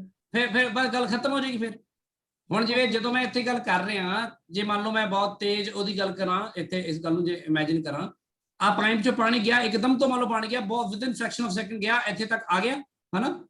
Yes sir. ਹੁਣ ਇਸ ਪਾਈਪ ਦੇ ਵਿੱਚ ਫਲੋ ਆਫ ਵਾਟਰ ਹੋਏਗਾ, ਫਿਰ ਉਸ ਤੋਂ ਬਾਅਦ ਨੋ ਸਰ। ਨਹੀਂ ਹੋਏਗਾ, ਉੱਥੇ ਰੁਕ ਗਿਆ ਨਾ ਸਾਰਾ ਕੁਝ, ਹਾਂਜੀ ਸਰ। ਬਸ ਫਿਰ ਉੱਥੇ ਉਹੀ ਇੱਥੇ ਹੁੰਦਾ ਆ ਆਪਣੇ ਕੋਲ। ਸੋ ਬੈਟਰੀ ਦੇ ਬਾਰੇ ਆਪਾਂ ਜੋ ਗੱਲ ਕਰ ਰਹੇ ਸੀ, ਆਪਾਂ ਹੁਣ ਕੈਪੈਸਿਟਰ ਨੂੰ ਉਹਦੀ ਚਾਰਜਿੰਗ ਬਾਰੇ ਗੱਲ ਕੀਤੀ। ਅੱਛਾ, ਤੁਹਾਨੂੰ ਮੈਂ ਸ਼ਾਇਦ ਪਿਛਲੀ ਵਾਰ ਕਿਰਚੌਫਸ ਜੰਕਸ਼ਨ ਰੂਲ ਕਰਾਇਆ ਸੀ ਨਾ, यस सर। ਤੇ ਮੈਂ ਤੁਹਾਨੂੰ ਕਿਹਾ ਵੋਲਟੇਜ ਰੂਲ ਵੀ ਕਰਾਉਂਗਾ, ਵੋਲਟੇਜ ਰੂਲ ਵੀ ਕਰਾਉਣਾ ਨਾ, ਤਾਂ ਵੋਲਟੇਜ ਰੂਲ ਦੇਖੋ ਕਿਵੇਂ ਹੋਏਗਾ ਉਹ ਤੁਹਾਨੂੰ ਮੈਂ ਦੱਸ ਦਿੰਦਾ। ਕਿਰਚੌਫਸ ਵੋਲਟੇਜ ਲਾ, ਆਈ ਥਿੰਕ ਲਾਸਟ ਟਾਈਮ ਆਈ ਹੋ ਰਹੀ ਸੀ ਨਾ ਗੱਲ ਆਪਣੀ। Yes sir. ਚਲੋ ਮੈਂ ਥੋੜਾ ਦੱਸ ਦਿੰਦਾ ਉਹ ਵੀ ਤੁਹਾਨੂੰ। ਕਿਰਚੌਫਸ ਵੋਲਟੇਜ ਰੂਲ ਬੋਲ ਦਿੰਦੇ ਆ ਆਪਾਂ, ਕਿ ਵੋਲਟੇਜ ਲਾਅ ਬੋਲ, KVL ਬੋਲ ਦਿੰਦੇ ਆਪਾਂ। KVL ਕੀ ਹੁੰਦਾ? ਦੇਖੋ ਕਿਰਚੌਫਸ ਤਾਂ ਹੈਗਾ ਵਿਗਿਆਨੀ ਦਾ ਨਾਮ, ਸੋ ਉਹਦੇ ਲਈ ਆਪਾਂ ਬਹੁਤ ਟੈਨਸ਼ਨ ਨਹੀਂ ਲੈਣੀ ਹੈ ਨਾ, ਠੀਕ ਹੈ। ਉਹਦਾ ਨਾਮ ਰਾਜੂ, ਬਿੱਟੂ, ਕੁਝ ਵੀ ਹੋ ਸਕਦਾ ਸੀ। ਹਾਂਜੀ ਯੋਗੇਸ਼ ਸਰ ਜਿਹੜੇ ਆਪਾਂ ਰੂਲਸ ਪੜ੍ਹ ਰਹੇ ਕਿਹਦੇ ਲਈ ਸੀਗੇ? ਕਿਹੜੇ ਰੂਲ? ਸਰ ਜੰਕਸ਼ਨ ਰੂਲ ਪੜਿਆ, ਹਾਂ ਹਾਂ ਇੱਕ ਜਿਹੜਾ ਹੁਣ ਆਪਾਂ ਪੜ੍ਹ ਰਹੇ ਹਾਂ ਸ਼ੁਰੂ ਤੋਂ ਦੱਸ ਦਿਓ ਥੋੜਾ ਜਿਹਾ। ਇਹਦੇ ਚ ਕੀ ਹਾਲੇ ਤਾਂ ਮੈਂ ਦੱਸ, ਇਹ ਸ਼ੁਰੂ ਤੋਂ ਦੱਸ ਰਿਹਾ, ਹਾਲੇ ਮੈਂ ਸ਼ੁਰੂ ਹੀ ਨਹੀਂ ਕੀਤਾ। ਨਹੀਂ ਸਰ, ਇੱਕ ਜਿਹੜਾ ਆਪਾਂ ਕੱਲ ਜੰਕਸ਼ਨ ਰੂਲ ਪੜਿਆ ਸੀ ਉਹ ਕਾਹਦੇ ਬਾਰੇ ਸੀਗਾ? ਅੱਛਾ, ਤੂੰ ਪੜਿਆ ਨਹੀਂ, ਉਹ ਦੇਖਿਆ ਨਹੀਂ ਸੀ ਕੱਲ? ਸਰ ਮੈਂ ਦੇਖਿਆ ਸੀਗਾ ਪਰ ਮੈਨੂੰ ਲਾਸਟ ਸਮਝ ਨਹੀਂ ਆਇਆ। ਲੱਗਿਆ, ਲਾਸਟ ਤੇ ਨਹੀਂ ਮੈਨੂੰ ਪਤਾ ਲੱਗਿਆ। ਯਾਰ ਆ ਦੇਖ ਨਾ, ਸਿੰਪਲ ਜੀ ਗੱਲ ਹੈ, ਇੱਥੇ ਦੇਖ ਲੈ ਜੰਕਸ਼ਨ ਨੂੰ ਇੱਥੇ ਦੱਸ ਦੇਣਾ ਤਾਂ ਥੋੜਾ ਜਿਹਾ। ਆ ਮਤਲਬ ਆ ਪੁਆਇੰਟ ਹੈ, ਇਸ ਪੁਆਇੰਟ ਤੇ ਇੱਕ ਤੋਂ ਜ਼ਿਆਦਾ ਵਾਇਰਸ ਮਿਲ ਰਹੀਆਂ ਨੇ, ਤੂੰ ਬਸ ਐਂ ਸਮਝ ਲੈ, ਇੱਕ ਤੋਂ ਜ਼ਿਆਦਾ ਵਾਇਰ ਚਾਰ ਸਮਝ ਆ ਗਿਆ, ਜੰਕਸ਼ਨ ਰੂਲ ਮੈਨੂੰ ਪਤਾ ਲੱਗ ਗਿਆ, ਪਰ ਇਹ ਕਾਹਦੇ ਬਾਰੇ ਹੈ? ਰੂਲਸ ਕਾਹਦੇ ਬਾਰੇ ਨੇ? ਮੈਂ ਇਹ ਰੂਲਸ ਕਿਸੇ ਵੀ ਸਰਕਟ ਨੂੰ ਸੋਲਵ ਕਰਨ ਦੇ ਵਿੱਚ ਤੁਹਾਡੀ ਮਦਦ ਕਰਦੇ ਨੇ। Okay sir. ਜੇ ਤੁਸੀਂ ਕਿਸੇ ਸਰਕਟ ਨੂੰ ਸੋਲਵ ਕਰਨ ਤੋਂ ਕੀ ਮਤਲਬ ਹੁੰਦਾ ਹੈ, ਜਿਵੇਂ ਮੰਨ ਲਓ ਕੋਈ ਸਰਕਟ ਹੈ, ਮੈਂ ਕਿਹਾ ਸਰਕਟ ਨੂੰ ਸੋਲਵ ਕਰਿਓ, ਹਨਾ, ਸਰਕਟ ਨੂੰ ਸੋਲਵ ਕਰਿਓ, ਮੈਂ ਕਿਸੇ ਨੂੰ ਕਿਹਾ ਤਾਂ ਮਤਲਬ ਇਹ ਹੈ ਮੈਂ ਉਹਨੂੰ ਪੁੱਛ ਰਿਹਾ ਵੀ ਸਰਕਟ 'ਚ ਜਿੰਨੇ ਵੀ ਕੈਪੈਸਿਟਰ ਲੱਗੇ ਨੇ ਸਾਰਿਆਂ ਦੇ ਬਾਰੇ ਦੱਸ ਵੀ ਸਾਰਿਆਂ ਦੇ ਅਕ੍ਰੋਸ ਵੋਲਟੇਜ ਕਿੰਨਾ ਆ, ਜਿੰਨੇ ਵੀ ਕੈਪੈਸਿਟਰ ਲੱਗੇ ਨੇ ਸਾਰਿਆਂ ਦੇ ਉੱਪਰ ਚਾਰਜ ਕਿੰਨਾ ਆ, ਜੇ ਹਨਾ ਵੀ ਮੈਂ ਪਾਰਟਿਕੂਲਰ ਕੋਈ ਬੈਟਰੀ ਲਗਾਈ ਕਿਸੇ ਵੀ ਸਰਕਟ ਨੂੰ ਸੋਲਵ ਕਰਨ ਦਾ ਮਤਲਬ ਆ ਹੁੰਦਾ ਹੈ। ਇਹ ਗੱਲ ਕਲੀਅਰ ਹੋਈ? ਹਾਂਜੀ ਠੀਕ ਹੈ। ਜਿਵੇਂ ਮੰਨ ਲਓ ਰੈਜ਼ਿਸਟੈਂਸਿਸ ਬਹੁਤ ਸਾਰੀਆਂ ਲਾਤੀਆਂ ਆਪਾਂ ਉਵੇਂ ਹੀ ਸਰਕਟ ਨੂੰ ਸੋਲਵ ਕਰਨ, ਆ ਰੈਜ਼ਿਸਟੈਂਸ ਲਾਤੀ, ਫਿਰ ਇੱਕ ਇੱਥੇ ਉੱਪਰ ਜਾ ਕੇ ਲਾਤੀ, ਇੱਕ ਇੱਥੇ ਨੀਚੇ ਲਾਤੀ, ਔਰ ਰੈਜ਼ਿਸਟੈਂਸ ਤੁਹਾਨੂੰ ਮੈਂ ਦੱਸਤੀ ਇੰਨੀਆਂ ਹੈਗੀਆਂ ਨੇ, ਤੇ ਮੈਂ ਤੁਹਾਨੂੰ ਕਹਿੰਦਾ ਇਸ ਤੇ ਅਕ੍ਰੋਸ ਮੈਂ ਬੈਟਰੀ ਲਗਾਤੀ, ਹਨਾ, ਤੇ ਮੈਂ ਤੁਹਾਨੂੰ ਪੁੱਛ ਰਿਹਾ ਵੀ ਆਹ ਵਾਲੀ ਰੈਜ਼ਿਸਟੈਂਸ ਜਿਹੜੀ ਲਗਾਈ ਆ ਇਹਦੇ ਅਕ੍ਰੋਸ ਵੋਲਟੇਜ ਕਿੰਨਾ ਆ ਦੱਸੋ, ਤਾਂ ਫਿਰ ਇਹਦੇ ਲਈ ਮੈਨੂੰ ਫਿਰ ਕੈਲਕੂਲੇਸ਼ਨ ਕਰਨੀ ਪੈਣੀ ਹੈ ਨਾ। ਹਾਂਜੀ ਸਰ। ਤੇ ਜੇ ਮੈਂ ਇਹ ਕਰਾਂ ਵੀ ਇੱਥੇ ਬੈਟਰੀ ਲਗਾਤੀ ਤੇ ਇੱਕ ਬੈਟਰੀ ਮੈਂ ਇੱਥੇ ਲਿਆ ਕੇ ਇੱਥੇ ਲਗਾ ਦਵਾਂ, ਇਹਦੇ ਵਿੱਚ ਆ ਪੋਜ਼ਿਟਿਵ ਇੱਧਰ ਤੇ ਨੈਗੇਟਿਵ ਇੱਧਰ, ਲੈ ਇੱਕ ਬੈਟਰੀ ਉੱਪਰ ਲਗਾਤੀ, ਦੇਖ ਇਹਦਾ ਸਰਕਟ ਤੁਸੀਂ 10th ਕਲਾਸ ਦੇਖਿਆ ਨਹੀਂ ਹੋਣਾ ਕੋਈ, ਹਨਾ, ਨਹੀਂ ਸਰ। ਇੱਕ ਬੈਟਰੀ ਥੱਲੇ ਲੱਗੀ ਹੋਈ ਆ, ਇੱਕ ਉੱਪਰ ਸਰਕਟ 'ਚ ਫਸੀ ਹੋਈ ਹੈ ਕਿ, ਯਾਨੀ ਜਦੋਂ ਬੈਟਰੀਆਂ ਇੱਕ ਜਾਂ ਇੱਕ ਤੋਂ ਜ਼ਿਆਦਾ ਹੋ ਜਾਣ ਤਾਂ ਸਰਕਟ ਹੋ ਜਾਂਦਾ ਕੰਪਲੈਕਸ, ਤਾਂ ਉਹ ਸਿੱਧਾ ਓਮਸ ਲਾ ਜਾਂ Q = CV, V = IR ਇਹ ਨਹੀਂ ਕੰਮ ਕਰਦੇ, ਫਿਰ ਨਹੀਂ ਸਮਝ ਆਉਂਦਾ ਬੰਦੇ ਨੂੰ ਕੁਝ, ਠੀਕ ਹੈ। ਫਿਰ ਸੀਰੀਜ਼ ਪੈਰਲਲ ਵੀ ਸਮਝ ਆਉਂਦਾ ਕਈ ਵਾਰੀ ਕਿ ਸੀਰੀਜ਼ ਹੈ ਕਿ ਪੈਰਲਲ 'ਚ ਗੱਲ ਹੀ ਨਹੀਂ ਬਣਦੀ ਹੁੰਦੀ। ਫਿਰ ਉੱਥੇ ਆਪਣੇ ਕੋਲ ਸਭ ਤੋਂ ਜ਼ਿਆਦਾ ਯਾਨੀ ਬੇਸਿਕ ਜਿਹੜੇ ਆਪਾਂ ਲਾਜ਼ ਯੂਜ਼ ਕਰਦੇ ਆ ਉਹ ਹੈਗੇ ਨੇ ਜੰਕਸ਼ਨ ਰੂਲ ਤੇ ਇੱਕ ਹੈਗਾ ਵਾ ਵੋਲਟੇਜ ਰੂਲ, ਠੀਕ ਹੈ। ਹਾਂਜੀ ਠੀਕ ਹੈ। ਸੋ ਮੈਂ ਹੁਣ ਤੈਨੂੰ ਆ ਪਤਾ ਤਾਂ ਲੱਗ ਗਿਆ ਸੀ ਨਾ ਕੀ ਹੁੰਦਾ ਜੰਕਸ਼ਨ ਰੂਲ। ਹਾਂਜੀ ਸਰ ਮੈਨੂੰ ਰੂਲ ਪਤਾ ਲੱਗ ਗਿਆ। ਦੇਖਣਾ ਸਿੰਪਲ ਜੀ ਗੱਲ ਹੈ, ਜਿੰਨਾ ਚਾਰਜ ਆਊਗਾ ਉਹਨਾਂ ਚਾਰਜ ਜਾਊਗਾ ਉਸ ਜੰਕਸ਼ਨ ਤੋਂ, ਸਿੰਪਲ ਜੀ ਗੱਲ ਹੈ। ਹੁਣ ਇੱਥੇ ਜੰਕਸ਼ਨ ਕਿਹੜਾ ਆ ਦੇ ਆ ਸਰਕਟ 'ਚ ਆ ਜੰਕਸ਼ਨ ਤੇ ਆ ਜੰਕਸ਼ਨ, ਹਾਂ ਇੱਥੇ ਕਰੰਟ ਇੱਥੇ ਜਿੰਨਾ ਆਊਗਾ ਥੋੜਾ ਉੱਪਰ ਜਾਊਗਾ ਥੋੜਾ ਇੱਧਰ ਜਾਊਗਾ, ਜਿੰਨਾ ਇਹ ਆਊਗਾ ਇਹ ਇਹਨਾਂ ਦੋਨਾਂ ਦੇ ਜੋੜ ਦੇ ਬਰਾਬਰ ਹੋਊਗਾ, ਹਨਾ। ਸੋ ਆਪਾਂ ਉਹੀ ਲਾ ਦਿਆ ਕਰਾਂਗੇ, ਉਹਨੂੰ ਬਹੁਤੀ ਗੌਲਦੇ ਨਹੀਂ ਆਪਾਂ, ਜ਼ਿਆਦਾ ਟੈਨਸ਼ਨ ਲੈਣੇ ਵੋਲਟੇਜ ਰੂਲ ਦੀ। ਵੋਲਟੇਜ ਰੂਲ ਨੂੰ ਸਮਝਣਾ ਜ਼ਿਆਦਾ ਜ਼ਰੂਰੀ ਹੈ। ਵੋਲਟੇਜ ਰੂਲ ਨੂੰ ਤੁਸੀਂ ਐ ਸਮਝੋ, ਦੇਖੋ ਸਿੰਪਲ ਜੀ ਗੱਲ ਹੈ, ਜੇ ਤੁਸੀਂ ਕਿਸੇ ਸਰਕਟ ਦੇ ਵਿੱਚ ਚੱਲਦੇ ਹੋ, ਹੁਣ ਮੈਂ ਬਹੁਤ ਰਫ ਤੁਹਾਨੂੰ ਆਈਡੀਆ ਦਿੰਦਾ ਹੈ ਕਿ ਜੇ ਮੰਨ ਲਓ ਕਿਸੇ ਮੰਨ ਲਓ ਇਹ 'ਚ ਬਹੁਤ ਸਾਰੇ ਕੈਪੈਸਿਟਰਸ ਨੇ, ਮੰਨ ਲਓ ਇੱਥੇ ਆਹ ਕੈਪੈਸਿਟਰ ਹੈ ਤੇ ਮੰਨ ਲਓ ਆਹ ਇੱਕ ਕੈਪੈਸਿਟਰ ਹੈ ਤੇ ਮੰਨ ਲਓ ਆਹ ਇੱਕ ਕੈਪੈਸਿਟਰ ਹੈ, ਇਸ ਤਰ੍ਹਾਂ ਲਗਾਤੇ ਆਪਾਂ, ਠੀਕ ਹੈ। ਤੇ ਉਸ ਤੋਂ ਬਾਅਦ ਆਪਾਂ ਇੱਥੋਂ ਆ ਮੰਨ ਲਓ ਬੈਟਰੀ ਲਗਾਤੀ ਕੋਈ ਵੀ ਇਸ ਤਰ੍ਹਾਂ ਕਰਕੇ, ਠੀਕ ਹੈ।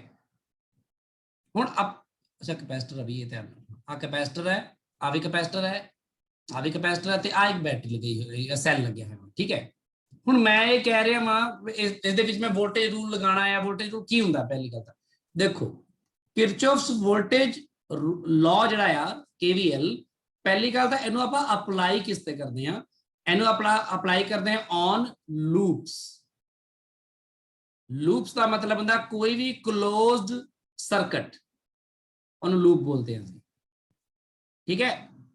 ਵੀ ਕਿਤੋਂ ਸ਼ੁਰੂ ਕਰਕੇ ਕਿਤੇ, ਜਿਵੇਂ ਫॉर एग्जांपल लूप तो ਤੁਹਾਨੂੰ ਕੀ ਆ लूप किया, अब बैटरी तो शुरू करो, देखो लूप बनाने जा रहे हैं, ए ऊपर गया इस तरह आ सर्किट लो ते इन्हों तुसी ना नीचों दी ले आओ ऐ करके, फिर आ भी विच आ गया ते इधरों जाके इधरों दी ले आओ, इधरों दी ले आओ, ए वापस फिर उस पॉइंट ते, ठीक है। एक ही रेड कलर की जो बनाई इन्हों की कहंदे आ लूप कहंदे आ, समझ लगी गल? Yes sir.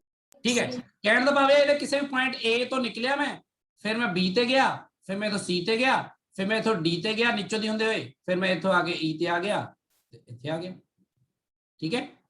क्लियर है गल? जे मैं चाहता मैं कहता नहीं मैं ऐ नहीं करूंगा, मैं ऐ करूंगा, इधरों जाऊंगा ऐ जाऊंगा ऐ जाऊंगा उपरों दी निकल जूंगा इस तरह, ते फिर इधरों दी हुंदा होया वापस आ जाऊंगा इत्थे, तां तो ये लूप बनी ना, समझ लग रही गल? जे कोई कहे नहीं मैं सी तो जाऊंगा, मैं ऐ जाऊंगा ते ऐ जाके ऐ मैं बैटरी तक आवा ही ना, मैं वापस ही ऊपर कर लूँ, हाँ आ भी बन गई। मतलब एनी क्लोज्ड पाथ, जेड़ा मर्जी कोई क्लोज्ड पाथ चूज करो, वट एवर जो मर्जी क्लोज्ड पाथ चूज करो ते ओहदे उपर तुसी किरचॉफ वोल्टेज रूल लगा सकते हो। हुण लगा किवें सकते? देखो सिंपल जी गल आ, ਉਹ ਕਹਿੰਦੇ ਜਦੋਂ ਤੁਸੀਂ ਕਿਸੇ A ਪੁਆਇੰਟ ਤੋਂ ਨਿਕਲਦੇ ਹੋ, ਕਿਸੇ ਵੀ A ਪੁਆਇੰਟ ਤੋਂ ਨਿਕਲਦੇ ਹੋ ਤੇ ਜਾਂਦੇ ਹੋ ਰਸਤੇ ਵਿੱਚ ਜਿੰਨੇ ਵੀ ਪੋਟੈਂਸ਼ੀਅਲ ਦੇ ਚੇਂजेस ਆਉਂਦੇ ਨੇ ਉਹਨਾਂ ਨੂੰ ਨੋਟ ਕਰਦੇ ਰਹੋ, ਤੇ ਆਪਾਂ ਇਹਨੂੰ ਲਿਖ ਦਿੰਦੇ ਆ the sum of all potential differences across a closed loop is always zero। ਆ ਵੀ ਬੜੇ ਇੰਪੋਰਟੈਂਟ, ਜਿਵੇਂ ਆਪਾਂ ਉੱਥੇ ਕੀ ਪੜਿਆ ਸੀ ਉੱਥੇ ਪੜਿਆ ਸੀ the algebraic sum of all the charges meeting at a point is 0 ਨਾ। algebraic sum ਮਤਲਬ ਜਿਹੜਾ ਚਾਰਜ ਆ ਰਿਹਾ ਉਹਨੂੰ ਪੋਜ਼ਿਟਿਵ ਲੈ ਲਓ, ਜਿਹੜਾ ਜਾ ਰਿਹਾ ਉਹਨੂੰ ਨੈਗੇਟਿਵ ਲੈ ਲਓ, ਤਾਂ ਸਮ ਕਰ ਦਿਓ, ਜਾਂ ਫਿਰ ਇੱਕ ਪਾਸੇ ਸਿਰਫ ਜਾਣ ਵਾਲੇ ਚਾਰਜ ਲੈ ਲਓ, ਇੱਕ ਪਾਸੇ ਆਉਣ ਵਾਲੇ ਚਾਰजेस ਲੈ ਲਓ। ਇੱਥੇ ਆਪਾਂ ਇੱਕ ਤਰ੍ਹਾਂ ਸਮ ਆਫ ਪੋਟੈਂਸ਼ੀਅਲ ਡਿਫਰੈਂਸਿਸ ਕਰਦੇ ਹਾਂ। ਹੁਣ ਦੇਖੋ ਪੋਟੈਂਸ਼ੀਅਲ ਡਿਫਰੈਂਸ ਜਿਹੜਾ ਆ, ਮੰਨ ਲਓ ਵੋਲਟੇਜ ਕਿਸੇ ਵੀ ਜਗ੍ਹਾ ਤੇ ਇਨਕਰੀਜ਼ ਕਰ ਰਿਹਾ, ਤਾਂ ਤੁਸੀਂ ਡੈਲਟਾ V ਨੂੰ ਕੀ ਲਓਗੇ? ਪੋਜ਼ਿਟਿਵ ਨਾ। ਐਂਡ ਅਗਰ ਕਿਸੇ ਜਗ੍ਹਾ ਵੋਲਟੇਜ ਡਿਕਰੀਜ਼ ਕਰ ਰਿਹਾ ਤਾਂ ਡੈਲਟਾ V ਨੂੰ ਕੀ ਲਓਗੇ? ਨੈਗੇਟਿਵ। ਹੁਣ ਤੁਸੀਂ ਕਹੋਗੇ ਇਹਦਾ ਹੁੰਦਾ ਕਿੱਥੇ ਹੈ? ਹੁੰਦਾ ਐ ਆ, ਮੰਨ ਲਓ ਇੱਥੇ ਮੈਂ ਐਗਜ਼ਾਮਪਲ ਦਿੰਦਾ ਤੁਹਾਨੂੰ। ਮੰਨ ਲਓ ਆ ਬੈਟਰੀ ਹੈ 20 ਵੋਲਟੇਜ ਦੀ, ਇਹਦਾ ਪੋਟੈਂਸ਼ੀਅਲ ਡਿਫਰੈਂਸ ਤਾਂ 20 ਹੈ। ਹੁਣ ਜੇ ਬੈਟਰੀ ਬੰਦਾ ਇਧਰੋਂ ਆ ਰਿਹਾ ਕੈਲਕੂਲੇਟ ਕਰਦਾ ਹੈ, ਤਾਂ ਰਸਤੇ ਵਿੱਚ ਉਹਦੇ ਬੈਟਰੀ ਦਾ ਪਹਿਲਾਂ ਨੈਗੇਟਿਵ ਟਰਮੀਨਲ ਆਏਗਾ ਨਾ, Yes, sir. ਫਿਰ ਪੋਜ਼ਿਟਿਵ ਟਰਮੀਨਲ ਆਏਗਾ ਨਾ, ਤਾਂ ਉਹ ਬੰਦਾ ਇਸ ਪੋਟੈਂਸ਼ੀਅਲ ਡਿਫਰੈਂਸ ਨੂੰ ਜਿਹੜਾ ਇੱਥੇ ਬੈਟਰੀ ਦੇ ਕ੍ਰਾਸ ਉਹਨੂੰ ਮਿਲਿਆ, ਉਹਨੂੰ ਉਹ +V ਲਏਗਾ, ਹਨਾ। ਤੇ ਮੰਨ ਲਓ ਇਸ ਕੈਪੈਸਿਟਰ ਦੇ ਉੱਪਰ ਚਾਰਜ Q ਹੈ ਤੇ ਇਹਦਾ ਕੈਪੈਸਿਟੈਂਸ ਮੰਨ ਲਓ C ਹੈ, ਤਾਂ ਇਹਦੇ ਅਕ੍ਰੋਸ ਪੋਟੈਂਸ਼ੀਅਲ ਡਿਫਰੈਂਸ ਵੈਸੇ ਕਿੰਨਾ ਹੈ? ਉਹ ਤਾਂ Q/C ਹੈ, ਇਹ ਤਾਂ ਪਤਾ ਹੈ ਨਾ। ਨਹੀਂ ਤਾਂ ਆਪਾਂ ਕੀਤਾ Q/C ਹੈ, ਠੀਕ ਹੈ। ਆ ਵਾਲਾ V ਵੋਲਟੇਜ ਹੁਣ ਇਹਦੇ ਅਕ੍ਰੋਸ ਨਹੀਂ ਆਏਗਾ, ਕਿਉਂਕਿ ਇਹ ਵਾਲਾ V ਇਹ ਸਾਰੇ ਦੇ ਅਕ੍ਰੋਸ ਆਏਗਾ। ਤਿੰਨ ਕੈਪੈਸਿਟਰ ਨੇ, ਉੱਥੇ ਇੱਕ ਕੈਪੈਸਿਟਰ ਦੀ ਗੱਲ ਸੀ ਜਦੋਂ ਮੈਂ ਸਮਝਾ ਰਿਹਾ ਸੀ। ਤਾਂ ਆਪਾਂ ਕਹਾਂਗੇ ਇੱਥੇ ਆਪਾਂ ਕੀ ਲਵਾਂਗੇ? ਆਪਾਂ ਇਹਦੇ ਅਕ੍ਰੋਸ ਪੋਟੈਂਸ਼ੀਅਲ ਡਿਫਰੈਂਸ। ਪਹਿਲੀ ਗੱਲ ਤਾਂ ਇੱਥੇ ਦੇਖੋ ਕਿ ਇਧਰਲੇ ਪਾਸੇ ਪੋਜ਼ਿਟਿਵ ਚਾਰਜ ਆਏਗਾ, ਇਧਰਲੇ ਪਾਸੇ ਨੈਗੇਟਿਵ। ਸੋ ਤੁਸੀਂ ਇਧਰੋਂ ਕੈਲਕੂਲੇਟ ਕਰਦੇ ਹੋਏ ਜਾ ਰਹੇ ਹੋ, ਰਸਤੇ 'ਚ ਪਹਿਲਾਂ ਪੋਜ਼ਿਟਿਵ ਆਇਆ ਨਾ, Yes, sir. ਯਾਨੀ ਤੁਹਾਡਾ ਪੋਟੈਂਸ਼ੀਅਲ ਘਟ ਰਿਹਾ ਨਾ। ਤੁਸੀਂ ਇੱਥੇ ਇਹਨੂੰ -Q/C ਲਓਗੇ ਪੋਟੈਂਸ਼ੀਅਲ ਡਿਫਰੈਂਸ। ਠੀਕ ਹੈ ਗੱਲ? Yes sir. ਮੈਂ ਤੁਹਾਨੂੰ ਕਰਕੇ ਦਿਖਾਣਾ ਇਹ ਸਭ ਚੀਜ਼ਾਂ, ਤੁਸੀਂ ਜੋ ਅਪਲਾਈ ਕਰੋਗੇ ਤੁਹਾਨੂੰ KVL ਹੌਲੀ ਹੌਲੀ ਹੋਰ ਪਤਾ ਲੱਗੇਗਾ ਬੈਟਰ। ਇਹਦਾ ਕਾਰਨ ਕੀ ਹੈ? ਕਾਰਨ ਇਹ ਹੈ ਕਿ ਜਦੋਂ ਤੁਸੀਂ ਕਿਸੇ ਪੁਆਇੰਟ ਤੋਂ ਚੱਲਦੇ ਹੋ, ਪੋਟੈਂਸ਼ੀਅਲ ਐਟ A ਤੋਂ ਚੱਲਦੇ ਹੋ, A ਤੋਂ ਪੋਟੈਂਸ਼ੀਅਲ ਡਿਫਰੈਂਸਸ ਸਾਰੇ ਨੋਟ ਕਰਦੇ ਮੁੜ ਕੇ A ਤੇ ਹੀ ਆ ਗਏ ਨਾ, ਤਾਂ ਨੈਟ ਪੋਟੈਂਸ਼ੀਅਲ ਡਿਫਰੈਂਸ ਕਿੰਨਾ ਹੋਣਾ ਚਾਹੀਦਾ ਹੈ? 0 ਹੀ ਹੋਣਾ ਚਾਹੀਦਾ ਹੈ। ਜਿੰਨਾ ਵਧਿਆ ਉਨੇ ਘਟਿਆ। ਸਮਝ ਲੱਗੀ ਗੱਲ? Yes, sir. ਜਿਵੇਂ ਮੈਂ ਤੁਹਾਨੂੰ ਇਹ ਗੱਲ ਐਵੇਂ ਹੀ ਸਮਝਾ ਸਕਦਾ ਵਾਂ, ਜਿਵੇਂ ਆਪਾਂ ਕਿਸੇ ਕਰੰਟ ਵਾਲੇ ਸਰਕਟ ਵੀ KVL ਨੂੰ ਲਗਾਉਂਦੇ ਆ ਤੇ ਬਹੁਤ ਵਧੀਆ ਤਰ੍ਹਾਂ ਸਮਝ ਸਕਦੇ ਆ। ਜਿਵੇਂ ਆ ਦੇਖੋ, ਮੰਨ ਲਓ ਮੈਂ ਕਹਾਂ ਕਿ ਆ ਇੱਕ ਰੈਜ਼ਿਸਟੈਂਸ ਹੈ ਤੇ ਆ ਵੀ ਇੱਕ ਰੈਜ਼ਿਸਟੈਂਸ ਹੈ, ਐ ਲਗਾ ਦਿੰਦੇ ਫਿਲਹਾਲ। ਮੰਨ ਲਓ ਆ ਰੈਜ਼ਿਸਟੈਂਸ ਹੈਗੀ ਹੈ 5 ohms ਤੇ ਆ ਹੈਗੀ ਮੰਨ ਲਓ 2 ohms। ਤੇ ਮੰਨ ਲਓ ਕਿ ਮੈਂ ਇੱਕ ਬੈਟਰੀ ਲਗਾਤੀ ਇੱਥੇ, ਜਾਂ ਸੈੱਲ ਲਗਾਤਾ ਇੱਥੇ, ਤੇ ਸੈੱਲ ਲਗਾਤਾ ਮੈਂ ਮੰਨ ਲਓ 35 ਵੋਲਟ ਦਾ। ਠੀਕ ਹੈ ਗੱਲ? ਤਾਂ ਦੇਖੋ ਇਹਦੇ ਵਿੱਚ ਕੀ ਹੋਏਗਾ, ਜਦੋਂ ਇੱਥੋਂ ਕਰੰਟ ਨਿਕਲੇਗਾ I, ਤੇ ਕਰੰਟ I ਕਿੰਨਾ ਨਿਕਲੇਗਾ? ਇਹ ਤਾਂ ਦੱਸ ਸਕਦੇ ਹੋ ਨਾ, 10th ਕਲਾਸ ਪੜਿਆ, 5 ਤੇ 2 7 ਹੋ ਜਾਣਗੇ ਨਾ ਰੈਜ਼ਿਸਟੈਂਸ, ਹਨਾ। Yes, sir. ਤਾਂ ਕਰੰਟ ਕਿੰਨਾ ਹੋ ਜਾਏਗਾ? 5 ਐਂਪੀਅਰ। ਉਹ 5 ਐਂਪੀਅਰ ਕਰੰਟ ਇੱਥੋਂ ਵੀ ਨਿਕਲੇਗਾ, ਉਹੀ 5 ਐਂਪੀਅਰ ਕਰੰਟ ਇੱਥੋਂ ਵੀ ਨਿਕਲੇਗਾ। ਸੀਰੀਜ਼ ਸਰਕਟ 'ਚ ਆਹੀ ਹੁੰਦਾ ਨਾ ਕਿ ਕਰੰਟ ਸੇਮ ਹੁੰਦਾ ਹੈ ਨਾ। Yes, sir. ਤਾਂ ਪਹਿਲਾਂ ਮੈਨੂੰ ਤੁਸੀਂ Yes, ਸਿਰਫ sir. ਇਹ ਦੱਸ ਦਿਓ ਕਿ ਪੋਟੈਂਸ਼ੀਅਲ ਡਿਫਰੈਂਸ ਅਕ੍ਰੋਸ ਦਿਸ ਰੈਜ਼ਿਸਟੈਂਸ ਕਿੰਨਾ ਆਏਗਾ? ਇਹ ਦੋ ਪੁਆਇੰਟਸ ਵਿੱਚ ਪੋਟੈਂਸ਼ੀਅਲ ਡਿਫਰੈਂਸ ਕਿੰਨਾ ਆਏਗਾ? ਦੱਸੋ ਕੀ ਆਂਦਾ ਪੋਟੈਂਸ਼ੀਅਲ? ohms ਲਾ ਲਗਾਣੇ ਨਾ ਇੱਥੇ ਆਪਾਂ। ਦੇਖੋ ਕਰੰਟ ਕਿੰਨਾ, ਰੈਜ਼ਿਸਟੈਂਸ ਕਿੰਨੀ ਹੈ? 25 ਆਏਗਾ ਨਾ, 25 ਵੋਲਟ ਆਏਗਾ। ਇਹਦੇ ਅਕ੍ਰੋਸ 5 ਤੋਂ ਨਹੀਂ। Yes. ਹੁਣ ਤੁਸੀਂ ਦੇਖੋ ਇਹ ਆਪਣੇ ਆਪ ਹੀ ਲੂਪ 'ਚ ਆਪਣੇ ਆਪ ਸੈੱਟ ਹੋ ਗਿਆ ਕਿਰਚੌਫਸ ਲਾ। ਕਿਉਂ? ਕਿਉਂਕਿ ਜੇ ਮੈਂ ਕਹਾਂ ਕਿ ਮੈਂ ਇੱਥੋਂ ਮੂਵ ਕਰਨਾ ਸ਼ੁਰੂ ਕਰੂੰਗਾ A ਪੁਆਇੰਟ ਤੋਂ, A ਪੁਆਇੰਟ ਤੇ ਜਾਊਂਗਾ B ਪੁਆਇੰਟ ਤੇ, B ਪੁਆਇੰਟ ਤੇ ਜਾਊਂਗਾ C ਪੁਆਇੰਟ ਤੇ, ਫਿਰ ਆਊਂਗਾ D ਪੁਆਇੰਟ ਤੇ, ਫਿਰ A ਪੁਆਇੰਟ ਤੇ, ਤਾਂ ਮੇਰੇ ਲੂਪ ਕੀ ਹੈ? A B C D A ਵਾਪਸ, ਹਨਾ। ਆ ਲੂਪ ਤੇ ਲਗਾਉਣ ਜਾ ਰਿਹਾ ਮੈਂ। ਹੁਣ ਮੈਂ A ਤੋਂ ਨਿਕਲਿਆ, ਚਲੋ A ਤੋਂ ਨਿਕਲਿਆ ਤਾਂ ਆਰਾਮ ਨਾਲ ਜਾ ਰਿਹਾ B ਤੇ ਜਾ ਰਿਹਾ, ਰਸਤੇ 'ਚ ਕੁਝ ਆਇਆ ਹੀ ਨਹੀਂ ਜਿੱਥੇ ਪੋਟੈਂਸ਼ੀਅਲ ਡ੍ਰੌਪ ਹੋਵੇ, ਹਨਾ। ਨਾ ਕੋਈ ਰੈਜ਼ਿਸਟੈਂਸ ਨਾ ਕੋਈ ਕੈਪੈਸਿਟਰ। ਮੈਂ ਕਿਹਾ ਕੋਈ ਗੱਲ ਨਹੀਂ, ਕੰਡਕਟਿੰਗ ਵਾਇਰ ਤਾਂ ਹੁੰਦਾ ਨਹੀਂ ਕੁਝ ਡ੍ਰੌਪ। ਚਲੋ ਅੱਗੇ ਗਿਆ, ਫਿਰ ਅੱਗੇ ਗਿਆ, ਆ ਦੇਖੋ ਆ ਗਿਆ ਨਾ, ਰੈਜ਼ਿਸਟੈਂਸ ਤੇ ਪਹੁੰਚ ਗਿਆ ਨਾ। ਰੈਜ਼ਿਸਟੈਂਸ ਦੇ ਅਕ੍ਰੋਸ ਪੋਟੈਂਸ਼ੀਅਲ ਡ੍ਰੌਪ ਤਾਂ ਹੋਇਆ, ਪਰ ਤੁਸੀਂ ਦੱਸੋ ਇਹਦੇ ਵਿੱਚ ਦੇਖੋ ਕਰੰਟ ਜਾ ਰਿਹਾ ਇਧਰੋਂ ਉਧਰ ਨੂੰ, ਮਤਲਬ ਇਧਰਲਾ ਹਾਇਰ ਪੋਟੈਂਸ਼ੀਅਲ ਤੇ ਇਧਰਲਾ ਲੋਅਰ, ਇਹ ਤਾਂ ਪਤਾ ਹੀ ਹੈ ਨਾ। Yes, sir. ਇੱਧਰ ਵੀ ਕਰੰਟ ਇੱਧਰ ਜਾ ਰਿਹਾ, ਇਧਰਲਾ ਹਾਇਰ ਤੇ ਇਧਰਲਾ ਲੋਅਰ, ਪਤਾ ਹੀ ਹੈ ਨਾ। Yes sir. ਤੇ ਬੈਟਰੀ ਦਾ ਪੋਜ਼ਿਟਿਵ ਹਾਇਰ ਤੇ ਆ ਲੋਅਰ ਹੁੰਦਾ, ਪਤਾ ਹੀ ਹੈ ਨਾ। Yes. ਹੁਣ ਤੁਸੀਂ ਦੇਖੋ ਇੱਥੇ ਜਦੋਂ ਤੁਸੀਂ ਜਾ ਰਹੇ ਹੋ ਹਾਇਰ ਟੂ ਲੋਅਰ, ਤਾਂ ਤੁਹਾਡਾ ਪੋਟੈਂਸ਼ੀਅਲ ਘਟਿਆ ਨਾ। Yes sir. ਤਾਂ -25 ਵੋਲਟ ਪਲੱਸ ਇਹ ਵੋਲਟ ਹੋ ਗਿਆ। ਅੱਗੇ ਫਿਰ ਹਾਇਰ ਟੂ ਲੋਅਰ ਜਾ ਰਹੇ ਹੋ, ਫਿਰ 10 ਵੋਲਟ ਘਟਿਆ ਨਾ, Yes, sir. -10 ਵੋਲਟ। ਫਿਰ ਜਦੋਂ ਇਧਰੋਂ ਘੁੰਮ ਕੇ ਵਾਪਸ ਆਏ ਤੇ ਬੈਟਰੀ ਕੋਲੋਂ ਲੋਅਰ ਟੂ ਹਾਇਰ ਚੜ ਰਹੇ ਹੋ ਨਾ ਤੁਸੀਂ ਉੱਪਰ, Yes. ਤੇ ਆਨਸਰ ਦੇਖੋ ਕੀ ਆਏਗਾ ਤੁਹਾਡਾ। ਫਿਰ 0 ਜ਼ੀਰੋ ਹੀ ਆਏਗਾ ਨਾ, ਇਹ ਗੱਲ ਹੁੰਦੀ ਹੈ। ਇਹਨੂੰ ਕਹਿੰਦੇ ਕਿਰਚੌਫਸ ਲਾ। ਕਿਸੇ ਵੀ ਲੂਪ ਤੇ ਲਗਾਓ ਤਾਂ ਜਿੰਨੇ ਵੀ ਪੋਟੈਂਸ਼ੀਅਲ ਦੇ ਇਨਕਰੀਜ਼ ਜਾਂ ਡਿਕਰੀਜ਼ ਹੁੰਦੇ ਨੇ ਉਹਦਾ ਐਲਜਬਰਾਇਕ ਸਮ 0 ਹੋਣਾ ਚਾਹੀਦਾ ਹੈ। ਕਲੀਅਰ ਆ ਹੁਣ ਇਹ ਗੱਲ? ਯੈਸ यस सर ਠੀਕ ਹੈ। ਆਪਾਂ ਇਸ ਤਰ੍ਹਾਂ ਹੀ ਆਪਾਂ ਗੱਲ ਕਰਦੇ ਹਾਂ ਹੁਣ ਕੈਪੈਸਿਟਰਸ ਨੂੰ। ਹਾਲੇ ਤਾਂ ਇੱਕ ਕੈਪੈਸਿਟਰ ਦੀ ਗੱਲ ਕੀਤੀ ਆਪਾਂ, ਹੁਣ ਆਪਾਂ ਗੱਲ ਕਰਦੇ ਹਾਂ ਕੈਪੈਸਿਟਰਸ ਇਨ ਸੀਰੀਜ਼ ਐਂਡ ਪੈਰਲਲ, ਤੇ ਉਹਨੂੰ ਆਪਾਂ ਇਹਦੇ ਨਾਲ ਸੋਲਵ ਕਰਾਂਗੇ ਤਾਂ ਆਪਾਂ ਹੋਰ ਸਮਝ ਆਏਗਾ। ਕੈਪੈਸਿਟਰਸ ਇਨ ਸੀਰੀਜ਼,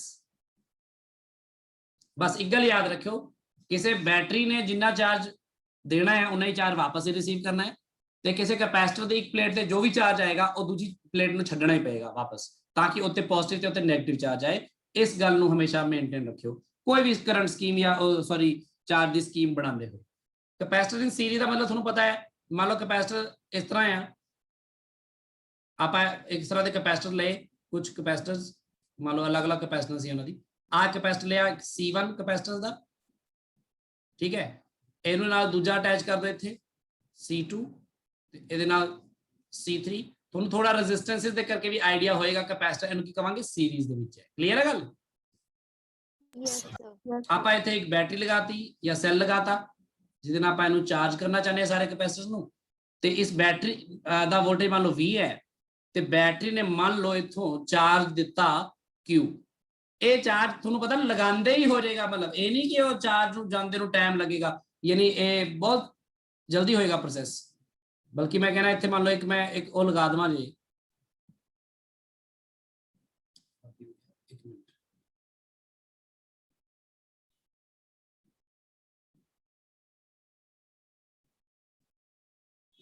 ਹਾਂਜੀ। ਸੋ ਆ ਇਸ ਤਰ੍ਹਾਂ ਮੰਨ ਲਓ ਮੈਂ ਇੱਥੇ ਇਸ ਤਰ੍ਹਾਂ ਲਗਾ ਦੇਵਾਂ ਕਿ ਆ ਮੰਨ ਲਓ ਇੱਕ ਮੇਰਾ ਕੀ ਲੱਗਿਆ ਹੈ, ਸਵਿਚ ਲੱਗਿਆ ਹੈ S, ਸਵਿਚ ਮਤਲਬ ਆਫ ਆ, ਫਿਰ ਕੁਝ ਵੀ ਨਹੀਂ ਹੋ ਰਿਹਾ ਹਲੇ, ਹੈ ਨਾ। ਜਿਵੇਂ ਮੈਂ ਸਵਿਚ ਨੂੰ ਔਨ ਕਰੂੰਗਾ ਨਾਲ ਹੀ ਬੈਟਰੀ ਇੱਕ ਚਾਰਜ ਦੇਗੀ ਮੰਨ ਲਓ Q, ਉਹ ਚਾਰਜ ਚੱਲ ਕੇ ਕਿੱਥੇ ਆ ਜਾਏਗਾ, ਇਸ ਪੋਜ਼ਿਟਿਵ ਪਲੇਟ ਤੇ ਆ ਜਾਏਗਾ, ਇਸ ਪੋਜ਼ਿਟਿਵ ਪਲੇਟ ਤੇ ਆ ਕੇ ਪੋਜ਼ਿਟਿਵ ਬਣਾ ਦੇਗਾ ਉਹਨੂੰ। ਯੈਸ ਜਦੋਂ ਆ ਪਲੇਟ ਤੇ Q ਚਾਰਜ ਆ ਗਿਆ ਤਾਂ ਆ ਵਾਲੀ ਪਲੇਟ ਤੇ ਪੱਕੀ ਗੱਲ ਆ ਕਿੰਨਾ ਚਾਰਜ ਆਏਗਾ, ਨੈਗੇਟਿਵ -Q। ਤਾਂ ਮਤਲਬ ਇਹਦੇ ਵਿੱਚੋਂ Q ਚਾਰਜ ਨਿਕਲ ਕੇ ਇਧਰ ਗਿਆ ਤਾਂ ਹੀ ਤਾਂ ਉੱਤੇ ਨੈਗੇਟਿਵ ਆਇਆ ਨਾ। ਯੈਸ यस सर ਉਹ ਨਿਕਲ ਕੇ ਇਹਦੇ ਤੇ ਆ ਗਿਆ ਤਾਂ ਇਹਦੇ ਤੇ ਫਿਰ ਕਿਹੜਾ ਚਾਰਜ ਆ ਗਿਆ, प्लस ਤੇ ਇਹਦੇ ਚੋਂ ਫਿਰ ਨਿਕਲ ਕੇ ਜਾਏਗਾ Q, ਉਹੀ Q, ਫਿਰ ਉਹੀ Q ਇੱਧਰ ਆਏਗਾ ਤਾਂ ਇਹਦੇ ਵਿੱਚ ਪੋਜ਼ਿਟਿਵ ਚਾਰਜ ਆ ਜਾਏਗਾ, ਇਧਰੋਂ ਫਿਰ ਨਿਕਲ ਕੇ ਜਾਏਗਾ Q ਇਸ ਤਰ੍ਹਾਂ, ਤੇ ਉਹ Q ਫਿਰ ਵਾਪਸ ਆ ਕੇ ਬੈਟਰੀ ਤੱਕ ਪਹੁੰਚ ਜਾਏਗਾ। ਸਮਝ ਲੱਗੀ ਗੱਲ? ਸੋ ਇੱਕ ਗੱਲ ਬੜੀ ਇੰਪੋਰਟੈਂਟ ਯਾਦ ਰੱਖੋ, ਜਦੋਂ ਸੀਰੀਜ਼ ਵਿੱਚ ਕੈਪੈਸਿਟਰ ਲੱਗੇ ਹੋਏ ਨੇ ਇੱਥੇ ਤਾਂ ਚਾਰਜ ਜਿਹੜਾ ਆ ਬੈਟਰੀ ਦਾ ਉਹ ਚਾਰਜ ਸਾਰਿਆਂ ਤੇ ਬਰਾਬਰ ਹੀ ਆਇਆ, ਸੇਮ ਉਹੀ Q ਚਾਰਜ ਆਇਆ। ਕਲੀਅਰ ਹੈ ਗੱਲ? ਠੀਕ ਹੈ। ਆਪਾਂ ਬੇਸਿਕਲੀ ਜਿਵੇਂ ਰੈਜ਼ਿਸਟੈਂਸਿਸ ਕੈਲਕੂਲੇਟ ਕਰਦੇ ਸੀ, ਰੈਜ਼ਿਸਟੈਂਸ ਸੀਰੀਜ਼ ਚ ਹੁੰਦੀ ਆ ਤਾਂ ਆਪਾਂ ਰੈਜ਼ਿਸਟੈਂਸ ਨੂੰ ਡਾਇਰੈਕਟਲੀ ਐਡ ਕਰਦੇ ਸੀ, ਤੇ यस ਰੈਜ਼ਿਸਟੈਂਸ ਪੈਰਲਲ ਚ ਹੁੰਦੀ ਸੀ ਤਾਂ ਰੈਸੀਪ੍ਰੋਕਲ ਕਰਕੇ ਆਪਾਂ ਫਿਰ ਰੈਸੀਪ੍ਰੋਕਲ ਕਰਦੇ ਸੀ ਨਾ, ਇਹ ਗੱਲ ਹਨਾ। ਆਪਾਂ ਇੱਥੇ ਦੇਖਦੇ ਹਾਂ ਕੀ ਹੋਏਗਾ। ਹੁਣ ਪਹਿਲੀ ਗੱਲ ਤਾਂ ਇਹ ਕਿ ਜਦੋਂ ਸੀਰੀਜ਼ ਵਿੱਚ ਹੈਗੇ ਨੇ ਕੈਪੈਸਿਟਰਸ, ਆਪਾਂ ਦੇਖੀਏ ਇਹਨਾਂ ਦੇ ਅਕ੍ਰੋਸ ਵੋਲਟੇजेस ਕਿਵੇਂ ਡਿਸਟ੍ਰੀਬਿਊਟ ਹੋਏ ਨੇ। ਆਪਾਂ KVL ਲਗਾਉਂਦੇ ਆ। ਆਪਾਂ ਕੀ ਕਰਦੇ ਆ, ਪਹਿਲਾਂ ਤਾਂ ਇਸ ਪੁਆਇੰਟ ਨੂੰ, ਇੱਕ ਨੂੰ, ਇਸ ਪੁਆਇੰਟ ਨੂੰ ਮੰਨ ਲੈਂਦੇ ਆ ਕੋਈ ਵੀ ਪੁਆਇੰਟ B ਜਾਂ A, ਆ ਪੁਆਇੰਟ ਨੂੰ ਮੰਨ ਲੈਂਦੇ ਆ ਆਪਾਂ B, ਆ ਪੁਆਇੰਟ ਨੂੰ ਮੰਨ ਲੈਂਦੇ ਆ C, ਇਹਨੂੰ ਮੰਨ ਲੈਂਦੇ ਆ ਆਪਾਂ D, ਤੇ ਆਪਾਂ KVL ਲਗਾਉਂਦੇ ਆ, ਯੂਜ਼ ਕਰਦੇ ਆ KVL ਅਕ੍ਰੋਸ ਕਿਹੜਾ ਪਾਥ ABCDA, ਇਹਦੇ ਅਕ੍ਰੋਸ KVL ਲਗਾਉਣ ਜਾ ਰਹੇ ਤਾਂ ਇਹ ਤਾਂ ਸ਼ੁਰੂ ਕਰ ਦਿੰਦੇ ਆ। ਹੁਣ ਵੋਲਟੇਜ ਤਾਂ ਮੈਂ ਲਿਖਿਆ ਨਹੀਂ ਕਿੰਨਾ ਡ੍ਰੌਪ ਹੋਇਆ, ਲਿਖਣ ਦੀ ਲੋੜ ਹੀ ਨਹੀਂ ਹੈ, ਆਪਾਂ ਉੱਥੇ ਹੀ ਕੈਲਕੂਲੇਟ ਕਰ ਲਾਂਗੇ। ਇਹ ਤੋਂ ਨਿਕਲਿਆ ਤਾਂ ਪਹਿਲਾਂ ਇਹਦਾ ਬੈਟਰੀ ਦਾ ਪੋਜ਼ਿਟਿਵ ਸੌਰੀ ਕੈਪੈਸਿਟਰ ਦਾ ਪੋਜ਼ਿਟਿਵ ਟਰਮੀਨਲ ਪਹਿਲਾਂ ਆਇਆ ਨਾ, ਪੋਜ਼ਿਟਿਵ ਪਲੇਟ ਪਹਿਲਾਂ ਆਈ ਨਾ, ਹਾਇਰ ਟੂ ਲੋਅਰ ਜਾ ਰਿਹਾ ਨਾ ਮੈਂ, ਤਾਂ ਮਾਈਨਸ ਲਾਉਂਗਾ ਨਾ ਇੱਥੇ।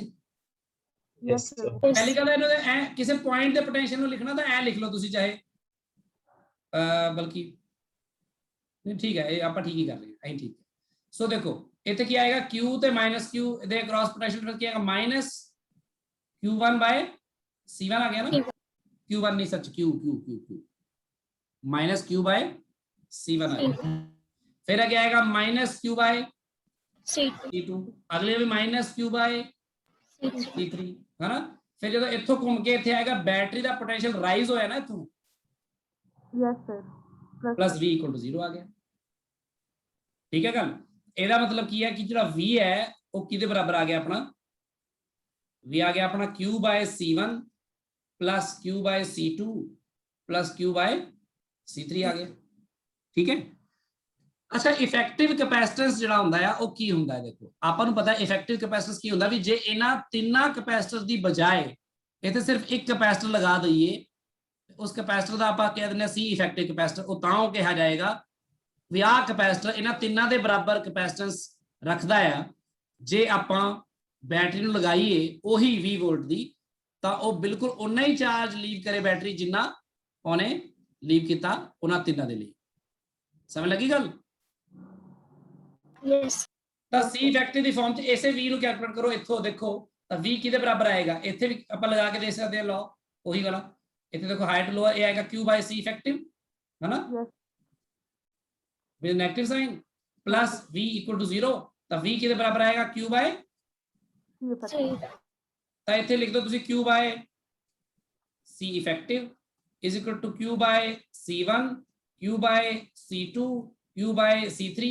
Q ਨਾਲ Q ਕੈਨਸਲ ਕਰ ਦਿਓ ਤਾਂ ਤੁਹਾਡੇ ਕੋਲ ਬੇਸਿਕਲੀ ਜਿਹੜਾ C ਇਫੈਕਟਿਵ ਹੈ ਉਹਦੇ ਲਈ ਰਿਜ਼ਲਟ ਕੀ ਆਇਆ? 1 over C effective, 1 over C1 plus 1 over C2 plus 1 over C3। ਸੋ ਇਹਨਾਂ ਚੀਜ਼ਾਂ ਬਾਰੇ ਤੁਸੀਂ ਰੈਜ਼ਿਸਟੈਂਸ ਲਈ ਜੋ ਕੰਮ ਕੀਤਾ ਸੀ, ਰੈਜ਼ਿਸਟੈਂਸਸ ਜਦੋਂ ਪੈਰਲਲ ਚ ਹੁੰਦੀਆਂ ਸੀ, ਉਹੀ ਕੰਮ ਤੁਸੀਂ ਇੱਥੇ ਕਰਨਾ ਹੈ ਜਦੋਂ ਕੈਪੈਸਿਟਰ ਸੀਰੀਜ਼ ਚ ਹੁੰਦਾ। सीरीज ਸੋ ਕੁਝ ਵੀ ਨਹੀਂ ਹੈ, ਬਸ ਉਸੇ ਚੀਜ਼ ਨੂੰ ਸਮਝਣਾ ਹੈ ਤੁਸੀਂ। ਜੇ ਕਿਵੇਂ ਆਪਾਂ ਉੱਥੇ ਸੋਲਵ ਕਰਦੇ ਸੀ, ਆਪਾਂ ਇਸ ਤਰ੍ਹਾਂ ਕੋਈ ਵੀ ਕੈਪੈਸਿਟਰਸ ਆਪਾਂ ਨੂੰ ਗਿਵਨ ਹੋਣ, ਜੇ ਆਪਣੇ ਸੀਰੀਜ਼ ਦੇ ਵਿੱਚ ਆਪਾਂ ਉਹਨਾਂ ਦਾ ਨੈਟ ਕੈਪੈਸਿਟੈਂਸ ਇਸ ਤਰ੍ਹਾਂ ਕੈਲਕੂਲੇਟ ਕਰ ਸਕਦੇ ਹਾਂ, ਤੇ ਹਰੇਕ ਕੈਪੈਸਿਟਰ ਦੇ ਉੱਪਰ ਆਪਾਂ ਚਾਰजेस ਨੂੰ ਵੀ ਕੈਲਕੂਲੇਟ ਕਰ ਸਕਦੇ ਹਾਂ ਅਲੱਗ-ਅਲੱਗ।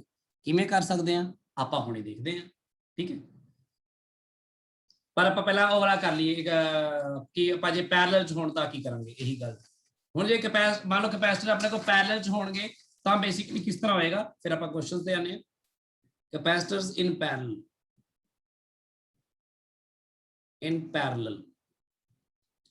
ਪੈਰਲਲ ਚ ਵੀ ਲਗਾ ਲਓ। ਮੰਨ ਲਓ ਹੁਣ ਆਹ ਕੈਪੈਸਿਟਰ ਹੈਗਾ ਇੱਕ,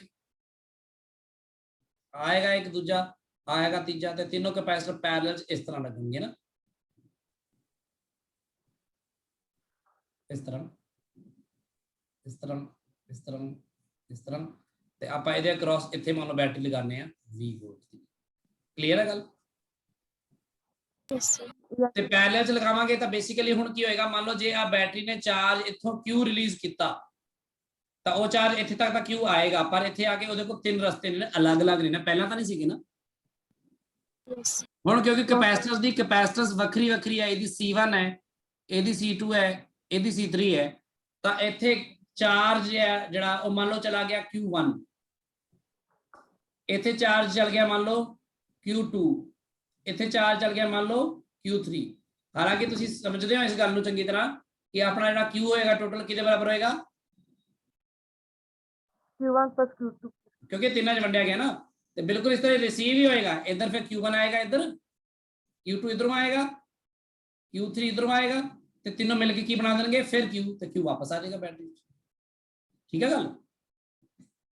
यस ਤੇ ਪੈਰਲਲ ਸਰਕਟ 'ਚ ਖਾਸ ਗੱਲ ਹੁੰਦੀ ਹੈ ਕਿ ਜਿੰਨਾ ਪੋਟੈਂਸ਼ੀਅਲ ਡਿਫਰੈਂਸ ਹੈ ਇੱਥੇ ਨੀਚੇ ਆਪਣੇ ਕੋਲ ਪੋਟੈਂਸ਼ੀਅਲ ਡਿਫਰੈਂਸ ਇਹਦੇ ਸਾਰਿਆਂ ਦੇ ਕ੍ਰਾਸ ਸੇਮ ਹੀ ਹੋਏਗਾ, ਪਰ ਆਪਾਂ ਇਹਨੂੰ ਲਗਾਉਂਦੇ ਹਾਂ ਫਿਰ ਉਹੀ ਆਪਣਾ ਲਾਅ।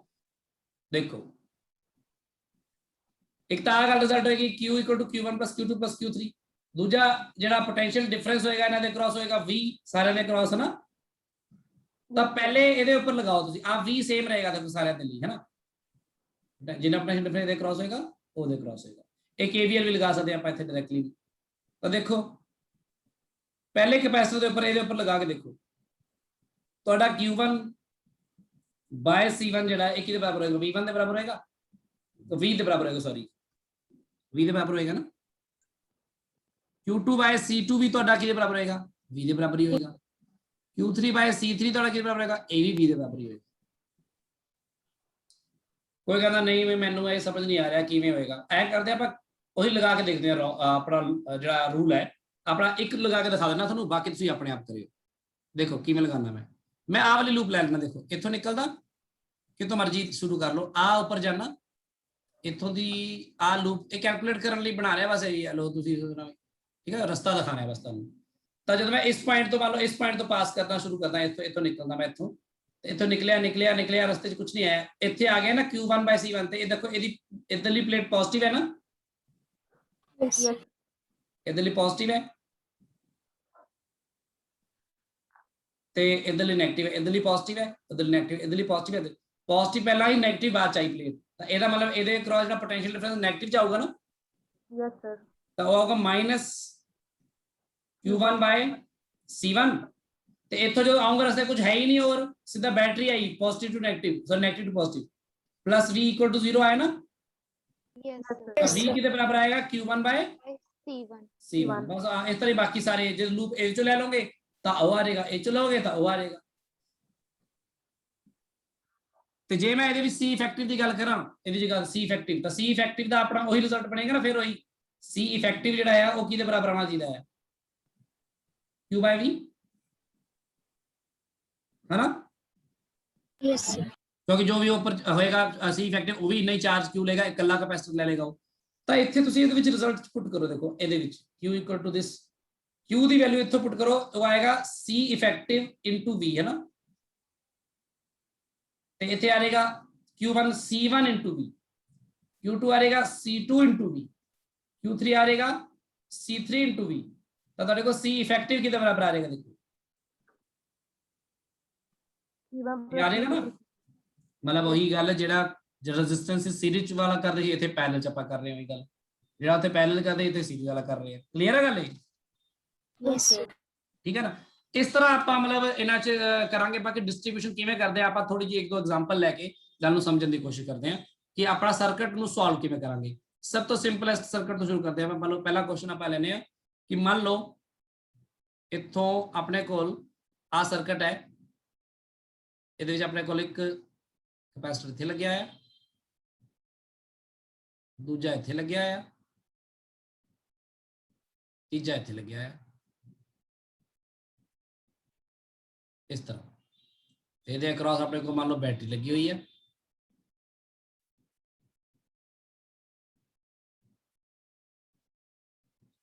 ठीक है। स्विच मैं कई बार नहीं लगाता तो तुसीं सोच लिया करो स्विच लग्या ऐसे, मतलब स्विच बाद ऑन करता, पर मान लो आ बैटरी लगी हुई है, ठीक है, आ बैटरी है, बैटरी ਜਿਹੜੀ ਲੱਗੀ ਆ 20 ਵੋਲਟ ਦੀ ਲੱਗੀ ਹੈ, ਮੰਨ ਲਓ 20 ਵੋਲਟ ਦੀ ਬੈਟਰੀ ਲੱਗੀ ਹੈ। ਆ ਕੈਪੈਸਿਟਰ ਜਾਏਗਾ 2 ਮਾਈਕਰੋਫੈਰਡ ਦਾ ਹੈ, ਆ ਵਾਲਾ ਜਿਹੜਾ ਹੈਗਾ ਇਹ ਮੰਨ ਲਓ 4 ਮਾਈਕਰੋਫੈਰਡ ਦਾ ਹੈ, ਆ ਵਾਲਾ ਹੈਗਾ ਮੰਨ ਲਓ 6 ਮਾਈਕਰੋਫੈਰਡ ਦਾ ਹੈ, ਠੀਕ ਹੈ ਗੱਲ। ਮੈਂ ਇਹਦੇ ਵਿੱਚ ਹੁਣ ਪਤਾ ਕਰਨ ਜਾ ਰਿਹਾ ਬੇਸਿਕਲੀ ਇਹਦੇ ਵਿੱਚ ਜੋ ਅਨਨੋਨ ਮੇਰੇ ਕੋਲ ਹੈਗਾ, ਦੇਖੋ ਕੈਪੈਸਿਟਰ ਸਾਰੇ ਪਤਾ ਹੀ ਨੇ, ਵੋਲਟੇਜ V 20 ਵੋਲਟ ਪਤਾ ਹੀ ਆ, ਆਪਾਂ ਇਹਨਾਂ ਦੇ ਸਾਰੇ ਦੇ ਅਕ੍ਰੋਸ ਕੱਲੇ ਕੱਲੇ ਦੇ ਅਕ੍ਰੋਸ ਆਪਾਂ ਨੂੰ वोल्टेजेस नहीं पता ना, है ना, वो अलग अलग होंगे पक्की का। 20 वोल्ट नहीं हो सकता, कला ਇਹਦੇ क्रॉस 20 वोल्ट आ जाऊगा, ਅੱਗੇ ਕਿੱਧਰ ਗਿਆ, ਫਿਰ ਅੱਗੇ ਕਿਵੇਂ ਹੋਊਗਾ, 20 ਵੋਲਟ ਇਹਨਾਂ ਤਿੰਨਾਂ ਦਾ ਜੋੜ ਹੋਣਾ ਚਾਹੀਦਾ, ਯਾਨੀ ਜੇ ਇਹਦੇ क्रॉस ਵੋਲਟੇਜ V1 ਹੈ, ਇਹਦੇ क्रॉस V2 ਹੈ ਤੇ ਇਹਦੇ क्रॉस V3 ਹੈ, ਤਾਂ ਤੁਹਾਨੂੰ ਪਤਾ ਹੈ ਕਿ ਤੁਹਾਡਾ V1 + V2 + V3 ਟੋਟਲ ਜਿੰਨਾ ਡ੍ਰੌਪ ਹੋਏਗਾ ਉਹ ਬਰਾਬਰ ਹੋਣਾ ਚਾਹੀਦਾ ਜਿੰਨਾ ਗੇਨ ਦੇ 20 ਦੇ, ਹੈ ਨਾ। ਤਾਂ ਜਦੋਂ ਵੀ ਸਰਕਟ ਨੂੰ ਸੋਲਵ ਕਰਨਾ ਹੈ, ਯਾਦ ਰੱਖਣਾ ਸਭ ਤੋਂ ਪਹਿਲਾ ਕੰਮ ਹੁੰਦਾ ਹੈ ਆਪਣਾ, सब तो पहला स्टेप होता है, स्टेप वाइज ही करिएगा। स्टेप 1 की होता है कैलकुलेट करना होता C इफेक्टिव, नहीं तो फिर काम शुरू ही नहीं होगा सब कुछ सॉल्व करना। C इफेक्टिव सॉल्व करना है, आप C इफेक्टिव किवें सॉल्व करांगे, इथे देखो 1/C इफेक्टिव करांगे, 1/2 1/4 + 1/6 माइक्रोफैरड ची कर लो, कितना आएगा एलसीएम 6 आएगा कि 8 आएगा कि 12 आएगा, 12 आएगा अपने को 6 3 ਤੇ 2 ਕਿੰਨਾ ਆ ਗਿਆ 11/12 ਆ ਗਿਆ, ਤਾਂ C ਇਫੈਕਟਿਵ ਕਿੰਨਾ ਆ ਗਿਆ 12/11 ਮਾਈਕਰੋ ਫੈਰਡ। ਕਲੀਅਰ ਹੋ ਗਿਆ। ਸਟੈਪ 1 ਤੋਂ ਬਾਅਦ ਸਟੈਪ 2 ਕਰਨਾ ਹੁੰਦਾ ਹੈ ਆਪਾਂ, ਤਾਂ ਕਿ ਪਤਾ ਲੱਗੇ ਬੈਟਰੀ ਨੇ ਚਾਰਜ ਕਿੰਨਾ ਛੱਡਿਆ, ਤੇ ਆਪਾਂ ਬੈਟਰੀ ਦੇ ਜਿੰਨਾ ਚਾਰਜ ਛੱਡਿਆ ਹੁੰਦਾ Q ਕੈਪੀਟਲ ਕਹਿੰਦੇ ਆਪਾਂ, ਉਹ ਹੁੰਦਾ ਹਮੇਸ਼ਾ C ਇਫੈਕਟਿਵ ਇਨਟੂ ਜਿੰਨਾ ਬੈਟਰੀ ਦਾ ਵੋਲਟੇਜ ਹੈ। C ਇਫੈਕਟਿਵ ਕਿੰਨਾ ਇੱਥੇ 12/11 into 20, so basically कितना आ गया ऐसे, क्योंकि ये देखो माइक्रोफैरड है तो V वोल्ट विच है, तो एक बार माइक्रो आया यानी कि ये बन जाएगा 240/11 माइक्रो कूलम, ठीक है गल। Yes sir. Yes, sir. ਹੁਣ ਵੈਸੇ ਦੇਖੋ ਤੁਹਾਨੂੰ ਪਤਾ ਕਿ ਜੇ Q ਚਾਰਜ ਬੈਟਰੀ ਛੱਡੇਗੀ ਤਾਂ ਉਹੀ Q ਚਾਰਜ ਜਿਹੜਾ ਉਹ ਹਰੇਕ ਤੇ ਆਏਗਾ ਨਾ, Yes, sir. है ना, हरेक तो आके रिलीज होएगा, तो बेसिकली चार्ज सारा द सेम होता है। सीरीज सर्किट च की होता है चार्ज सेम होता है, पैरेलल सर्किट च की होता है वोल्टेज सेम होता है। सो अपना कह रहे Q ਤਾਂ ਇਹਨਾਂ ਆ ਗਿਆ, ਇਹ ਸਾਰਿਆਂ ਲਈ ਸੇਮ ਹੈ, ਤਾਂ ਜਿਹੜਾ V1 ਆਏਗਾ ਬੇਸਿਕਲੀ V1 ਕਿੰਨਾ ਆਏਗਾ ਜਿੰਨਾ ਉਸਦੇ ਉੱਪਰ ਚਾਰਜ ਹੈ ਅਪਨ ਜਿੰਨਾ ਉਹਦਾ कैपेसिटेंस है ना। तो V1 आएगा, चार्ज कितना है 240 microcoulomb, 240/11 microcoulomb divided by capacitance कितना है 2 माइक्रोफैरड। सो माइक्रो ना माइक्रो कैंसिल हो जाएगा, सब ऐसा ही आ जाएगा, 10 को -6 कैंसिल हो जाती ना, ये आएगा 120/11 वोल्ट। क्लियर है गल? Yes sir. ठीक है। सो इस तरह आप मतलब फाइंड कर सकते हैं वोल्टेज ਇਹਦੇ क्रॉस ਇਹਦੇ क्रॉस ਤੇ ਇਹਦੇ क्रॉस। समझ लगी सारे ਨੂੰ ਗੱਲ? Yes sir. Yes sir. Sir हाँ जी, हाँ जी बोलो सर। तो बाद फिर निकले ही कुछ नहीं। हेलो,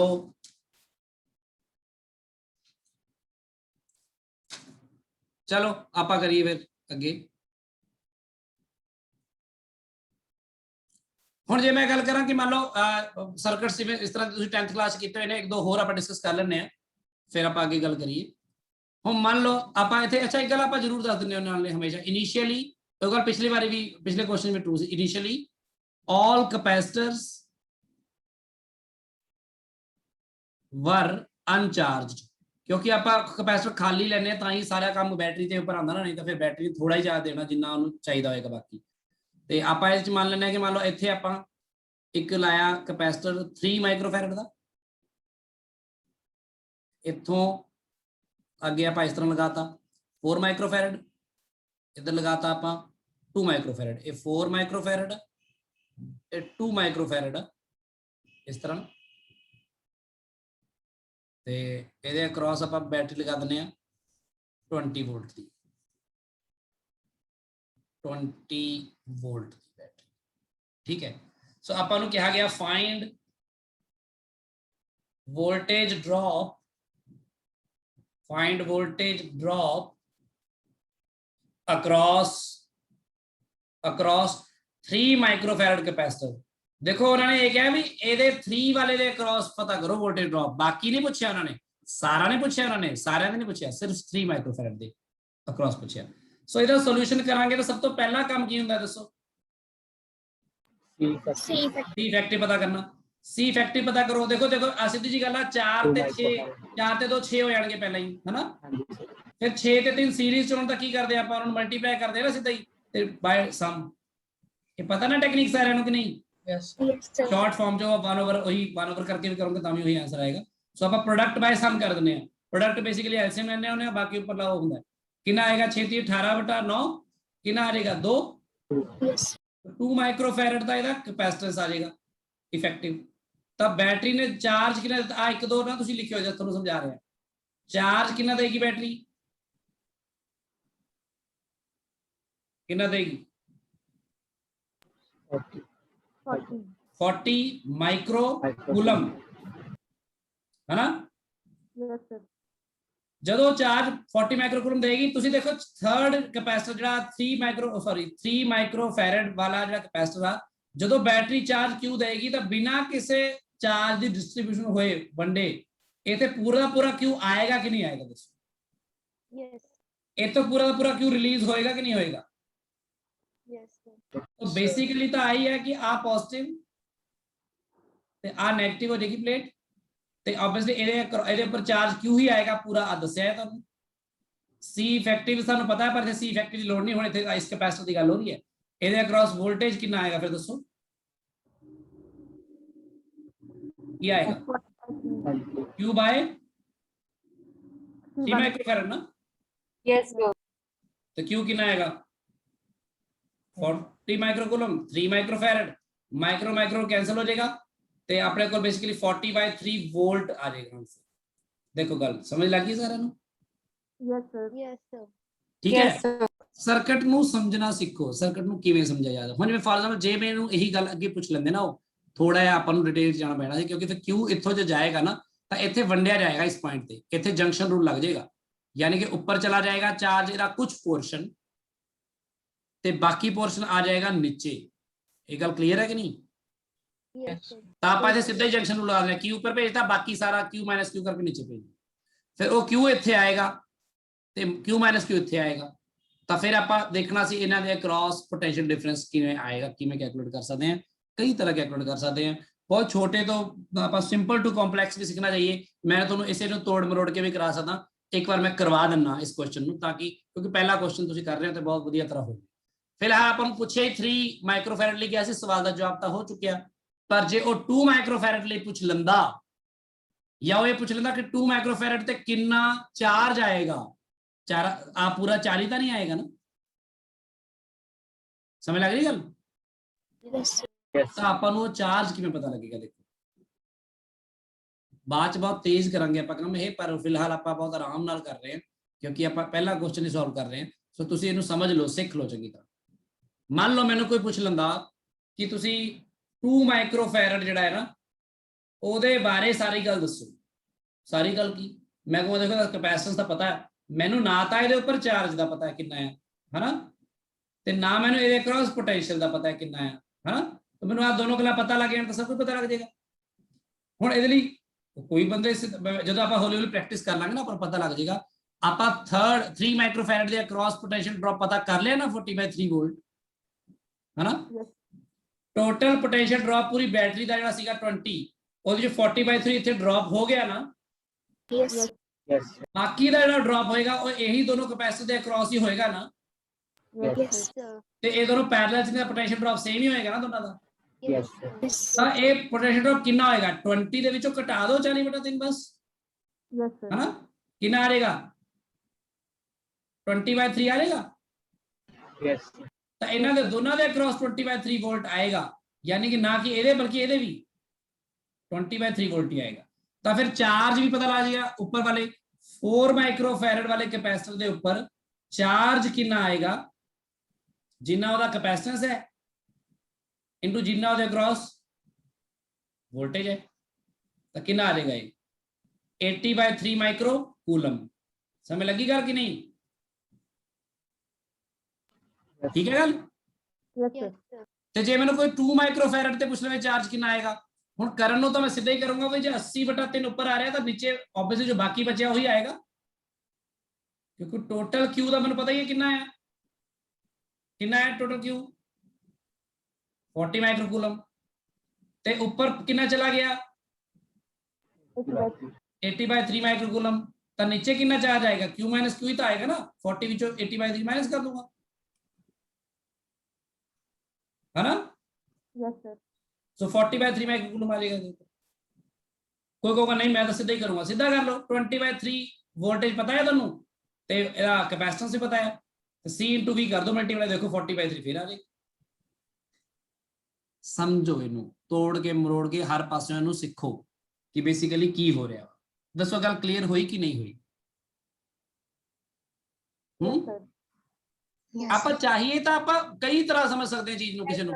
ਮੈਂ ਇੱਕ ਹੋਰ ਛੋਟਾ ਜਿਹਾ ਕੁਐਸਚਨ ਇੱਕ ਹੋਰ ਬਣਾਉਂਦੇ ਹਾਂ ਆਪਾਂ। ਹੁਣ ਆਪਾਂ ਇਹ ਤਾਂ ਮੈਂ ਸਰ ਦਾ ਹੀ ਕੁਐਸਚਨ ਲੈ ਲਿਆ ਸੀ ਜੋ ਸਰ ਨੇ ਕਰਾਇਆ ਸੀ। ਮੈਂ ਇੱਕ ਹੋਰ ਕੁਐਸਚਨ ਲੈ ਲੈਣਾ ਕੋਈ ਵੀ। ਆਪਾਂ ਐ ਕਰਦੇ ਹਾਂ ਕੁਐਸਚਨ ਸਾਰਾ ਕੁਝ ਹੀ ਪਤਾ ਕਰਦੇ ਹਾਂ, ਮਤਲਬ ਆਪਾਂ ਕੋਈ ਕੁਐਸਚਨ ਹੀ ਪੁੱਛਾਂਗੇ ਵੀ ਸੋਲਵ ਦਾ ਸਰਕਟ, ਸਿੱਧੀ ਜੀ ਗੱਲ ਹੈ solve the circuit, solve the circuit and solve कर। अच्छा ऐसे कुछ शॉर्टकट्स भी दसूंगा मैं, पर बाद में दसूंगा। Solve the circuit and all capacitors were uncharged. ठीक है, initially all capacitors were uncharged. एम करते हैं आप ऐ करते हैं। मान लो इत्थे एक कैपेसिटर ले लेने, इत्थे कैपेसिटर मैं बहुत ज्यादा वैल्यूज सैट नहीं होनी करन जा रहा, बस तुहानू गल समझानी है तो जिवें भी आएगा इस तरह ही गल करेंगे। आ कैपेसिटर है, इत्थे एक होर कैपेसिटर लगा दो। ठीक है, आ मान लो हैगा 2 माइक्रोफैरड, ए मान लो हैगा 4 माइक्रोफैरड, ए हैगा मान लो, एक मिनट मैं बना दूंगा कुछ प्रोडक्ट बाय सम, जिथे कोई नंबर बने सीधा वो इदा कोई ले लिया अपन। प्रोडक्ट बाय सम यानी कि 5 * 4 नहीं 6 * 3/6 प्लस आई। ठीक है, फिर अही ले लेने। 6 माइक्रोफैरड ऊपर ले लो, 3 माइक्रोफैरड नीचे ले लो। तो ये अक्रॉस मैं बैटरी लगा देना एक,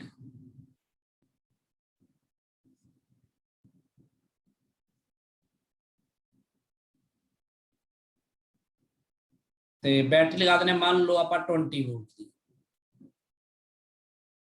ਸਭ ਨੂੰ ਸਰਕਟ ਪਤਾ ਲੱਗ ਰਿਹਾ ਕੀ ਹੈ? Yes.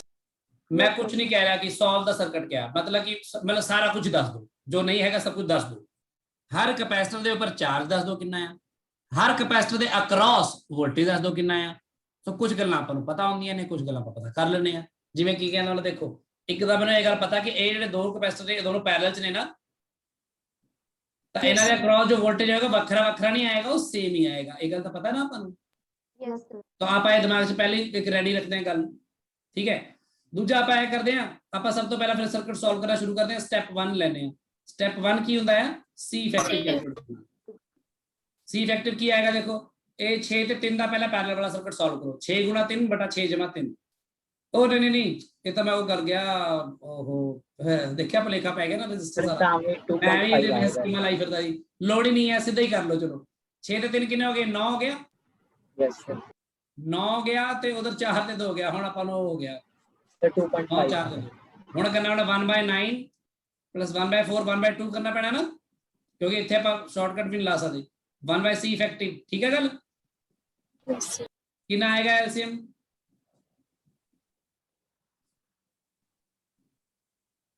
36 ਆ ਰਿਹਾ। ਸਿੱਧੇ 36 ਲਿਖਦਾ ਕਿ 18 ਨਾਲ ਸਰਦਾ? ਨਹੀਂ 18 ਨਾਲ 36 ਸਰਦਾ। 36 ਲਾ ਲਓ।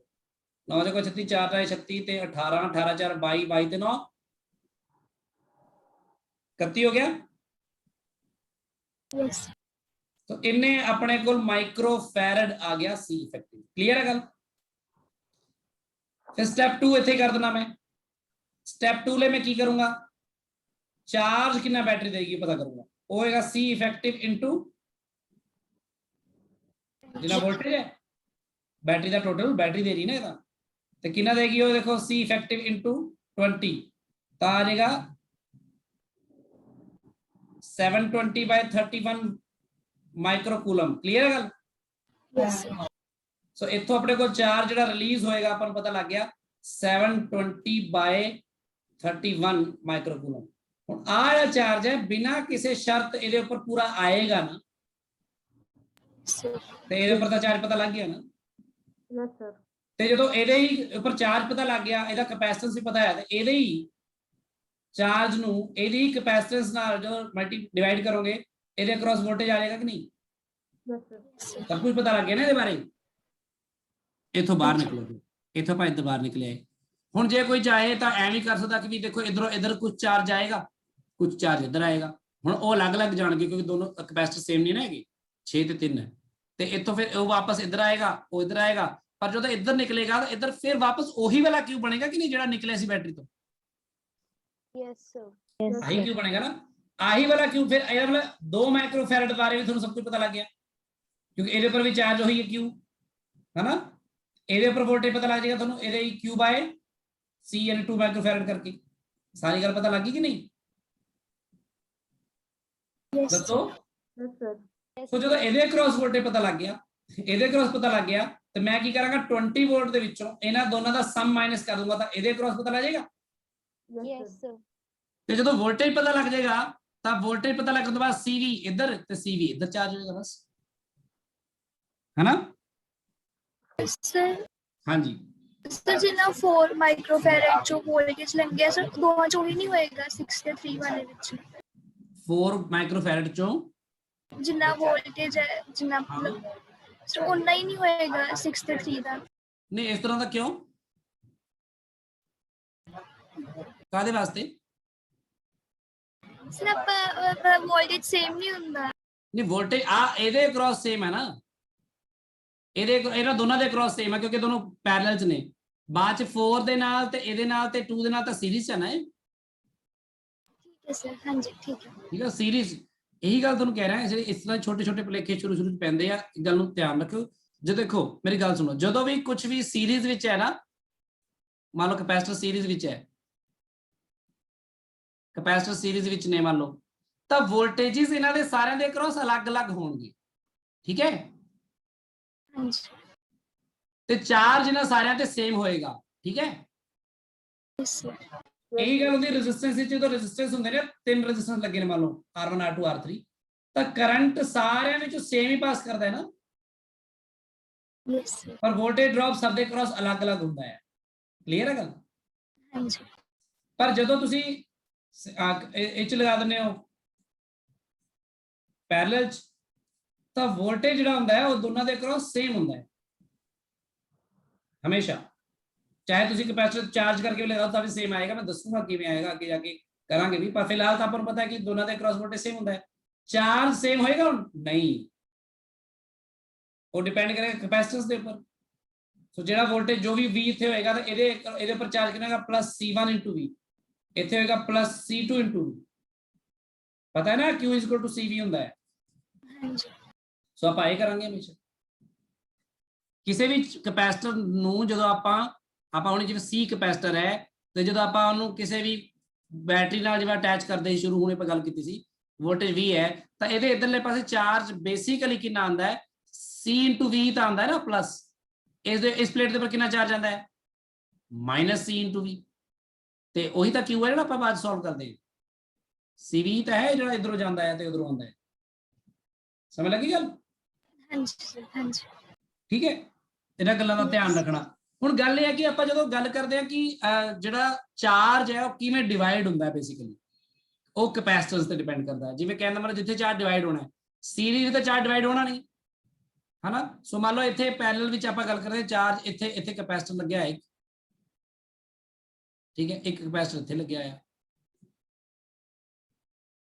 ਇਸ ਤਰ੍ਹਾਂ, ਤੇ ਇੱਥੋਂ ਚਾਰਜ ਜਿਹੜਾ ਆਇਆ ਉਹ ਕਿਉਂ ਆਇਆ ਮੰਨ ਲਓ, ਤੇ ਇੱਥੇ ਜਿਹੜਾ ਕੈਪੈਸਿਟੈਂਸ ਹੈਗੀ ਹੈ ਇਹਦੀ ਮੰਨ ਲਓ C1 ਹੈ, ਇਹਦੀ ਕੈਪੈਸਿਟੈਂਸ ਮੰਨ ਲਓ C2 ਹੈ, ਤਾਂ ਆ Q ਜਿਹੜਾ ਡਿਵਾਈਡ ਹੋਏਗਾ ਨਾ ਉੱਪਰ ਕਿੰਨਾ ਜਾਏਗਾ ਨੀਚੇ ਕਿੰਨਾ ਜਾਏਗਾ, ਇਹਨੂੰ ਡਾਇਰੈਕਟਲੀ ਲਿਖਿਆ ਜਾ ਸਕਦਾ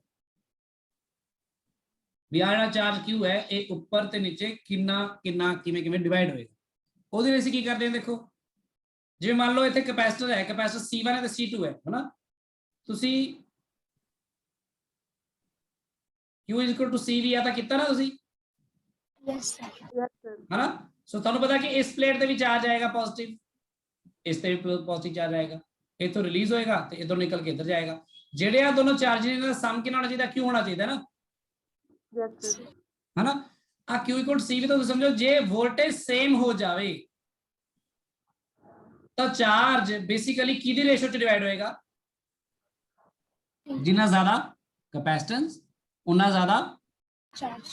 ਚਾਰਜ।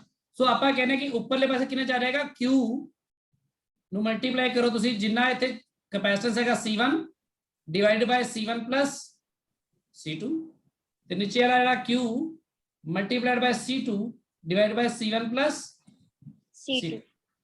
ਹਮੇਸ਼ਾ ਇਸ ਰੇਸ਼ੋ ਡਿਵਾਈਡ ਹੋਏਗਾ। ਤੁਸੀਂ ਦੇਖ ਸਕਦੇ ਹੋ ਕਰਕੇ ਪਿਛਲੇ ਵਾਲੇ ਕੁਐਸਚਨਸ ਵੀ, ਇੱਥੇ ਵੀ ਜਿਹੜਾ ਕੁਐਸਚਨ ਕੀਤਾ ਸੀ, ਆਹ ਕੁਐਸਚਨ ਕੀਤਾ ਆਪਾਂ ਜੀ।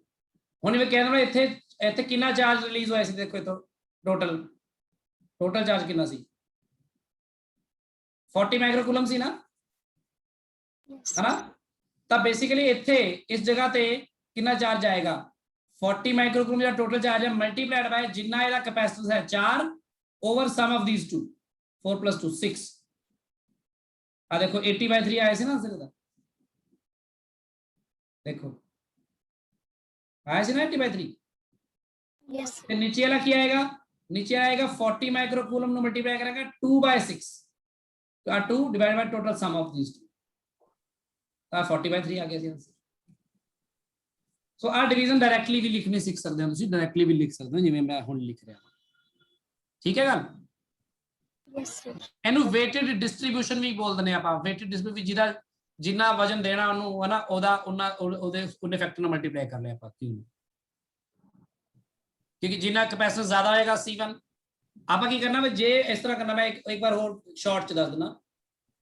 मान लो आ चार्ज इतो Q आ रहा है, डिस्ट्रीब्यूट होना, मान लो 3 कैपेसिटर ने, एक कैपेसिटर इत्थे लग्या C1, एक इत्थे लग्या C2, एक इत्थे लग्या C3, ते ये तिन्ना दा चार्ज जिहड़ा इत्थे इकट्ठा होंदा, ठीक है। तो इत्थे चार्ज किवें डिस्ट्रीब्यूट होएगा आप देखते चाहते हैं, ਇਹਦਾ C1 है, ਇਹਦਾ C2 है, ਇਹਦਾ C3 है। ਸਿੰਪਲ ਜੀ ਗੱਲ ਹੈ, ਜਿਹੜਾ ਉੱਪਰ ਚਾਰਜ ਆਏਗਾ ਇਸ ਫਾਇਲ ਵਿੱਚ ਕੀ ਆਏਗਾ Q, ਪਹਿਲਾਂ ਤਾਂ Q ਲਿਖੋ, ਫਿਰ ਇੱਥੇ ਕਿਹੜਾ ਕੈਪੈਸਿਟੈਂਸ C1 ਹੈ ਨਾ, yes. Divided by C1 + C2 + C3, ਇੱਥੇ ਕਿੰਨਾ ਚਾਰਜ ਆਏਗਾ Q into C2 divided by C1 plus C2 plus C3 ਇੱਥੇ ਕਿੰਨਾ ਜਾਏਗਾ Q into C3 divided by C1 plus C2 plus C3 ਤੁਸੀਂ ਚਾਹੋ ਤਾਂ ਇਹਨੂੰ ਇਸ ਤਰ੍ਹਾਂ ਜਨਰਲੀ ਲੈ ਕੇ ਪ੍ਰੂਵ ਵੀ ਕਰ ਸਕਦੇ ਹੋ ਬਿਲਕੁਲ ਉਵੇਂ C ਇਫੈਕਟਿਵ ਪਤਾ ਕਰ ਲਿਓ ਜੋ C ਇਫੈਕਟਿਵ ਪਤਾ ਲੱਗਾ Q ਪਤਾ ਲੱਗ ਜਾਏਗਾ ਕਿੰਨਾ ਆਇਆ ਵਾ ਤੇ ਫਿਰ ਇਹਦੇ ਅਕ੍ਰੋਸ ਤੁਸੀਂ ਦੇਖ ਲਓ ਕਿਵੇਂ ਤੁਸੀਂ ਉਹਨੂੰ ਡਿਸਟ੍ਰੀਬਿਊਟ ਕਰੋ ਪਰ ਇਹ ਸਿੱਧਾ ਹੀ ਆਨਸਰ ਕੱਢਣ ਲਈ ਕਿਉਂਕਿ ਆਬਜੈਕਟਿਵ 'ਚ ਆਪਣੇ ਕੋਲ ਟਾਈਮ ਨਹੀਂ ਹੁੰਦਾ ਇੰਨਾ ਸਮਝ ਲੱਗੀ ਗੱਲ Yes, sir. ਠੀਕ ਹੈ ਤੇ ਹੁਣ ਆਪਾਂ ਕਰਦੇ ਹਾਂ ਇੱਕ ਹੋਰ ਬੜੀ Yes, sir. ਇੰਪੋਰਟੈਂਟ ਕੁਐਸਚਨ ਹੈ ਉਹਦੇ ਥਰੂ ਆਪਾਂ ਦੋ ਤਿੰਨ ਗੱਲਾਂ ਹੋਰ ਸਿੱਖ ਲਾਂਗੇ ਠੀਕ ਹੈ ਕੁਐਸਚਨ ਹੁਣ ਆਪਣੇ ਕੋਲ ਇਹ ਹੈਗਾ ਦੇਖੋ ਧਿਆਨ ਨਾਲ ਇੱਥੇ ਮੰਨ ਲਓ ਆਪਣੇ ਕੋਲ 2 ਮਾਈਕਰੋਫੈਰਡ ਦਾ ਇੱਕ ਕੈਪੈਸਿਟਰ ਲੱਗਿਆ ਹੈ 2 ਮਾਈਕਰੋਫੈਰਡ ਇਹਦੇ ਸਿੰਪਲ ਕੁਐਸਚਨ ਤੁਹਾਨੂੰ ਸਾਰਿਆਂ ਨੂੰ ਮਿਲਣਗੇ ਤੁਹਾਡੇ ਬੁక్స్ ਦੇ ਵਿੱਚ ਵੀ ਟੈਕਸਟ ਬੁక్స్ ਵਿੱਚ ਵੀ ਤੇ ਸਿੰਪਲ ਜੇ ਸਰਕਟ ਸੋਲਵ ਕਰਨੇ ਸ਼ੁਰੂ ਵਿੱਚ ਵੋਲਟੇਜ ਫਾਈਂਡ ਕਰਨੀ ਚਾਰਜ ਫਾਈਂਡ ਕਰਨਾ ਉਹਦੀ ਪ੍ਰੈਕਟਿਸ ਤੁਸੀਂ ਅੱਜ ਹੀ ਕਰੋਗੇ ਪ੍ਰੈਕਟਿਸ ਸ਼ੀਟ ਹੋ ਸਕਦਾ ਤੁਹਾਨੂੰ ਮੈਂ ਅੱਜ ਸ਼ਾਮ ਨੂੰ ਦੇ ਦੂੰਗਾ ਫਿਰ ਵੀ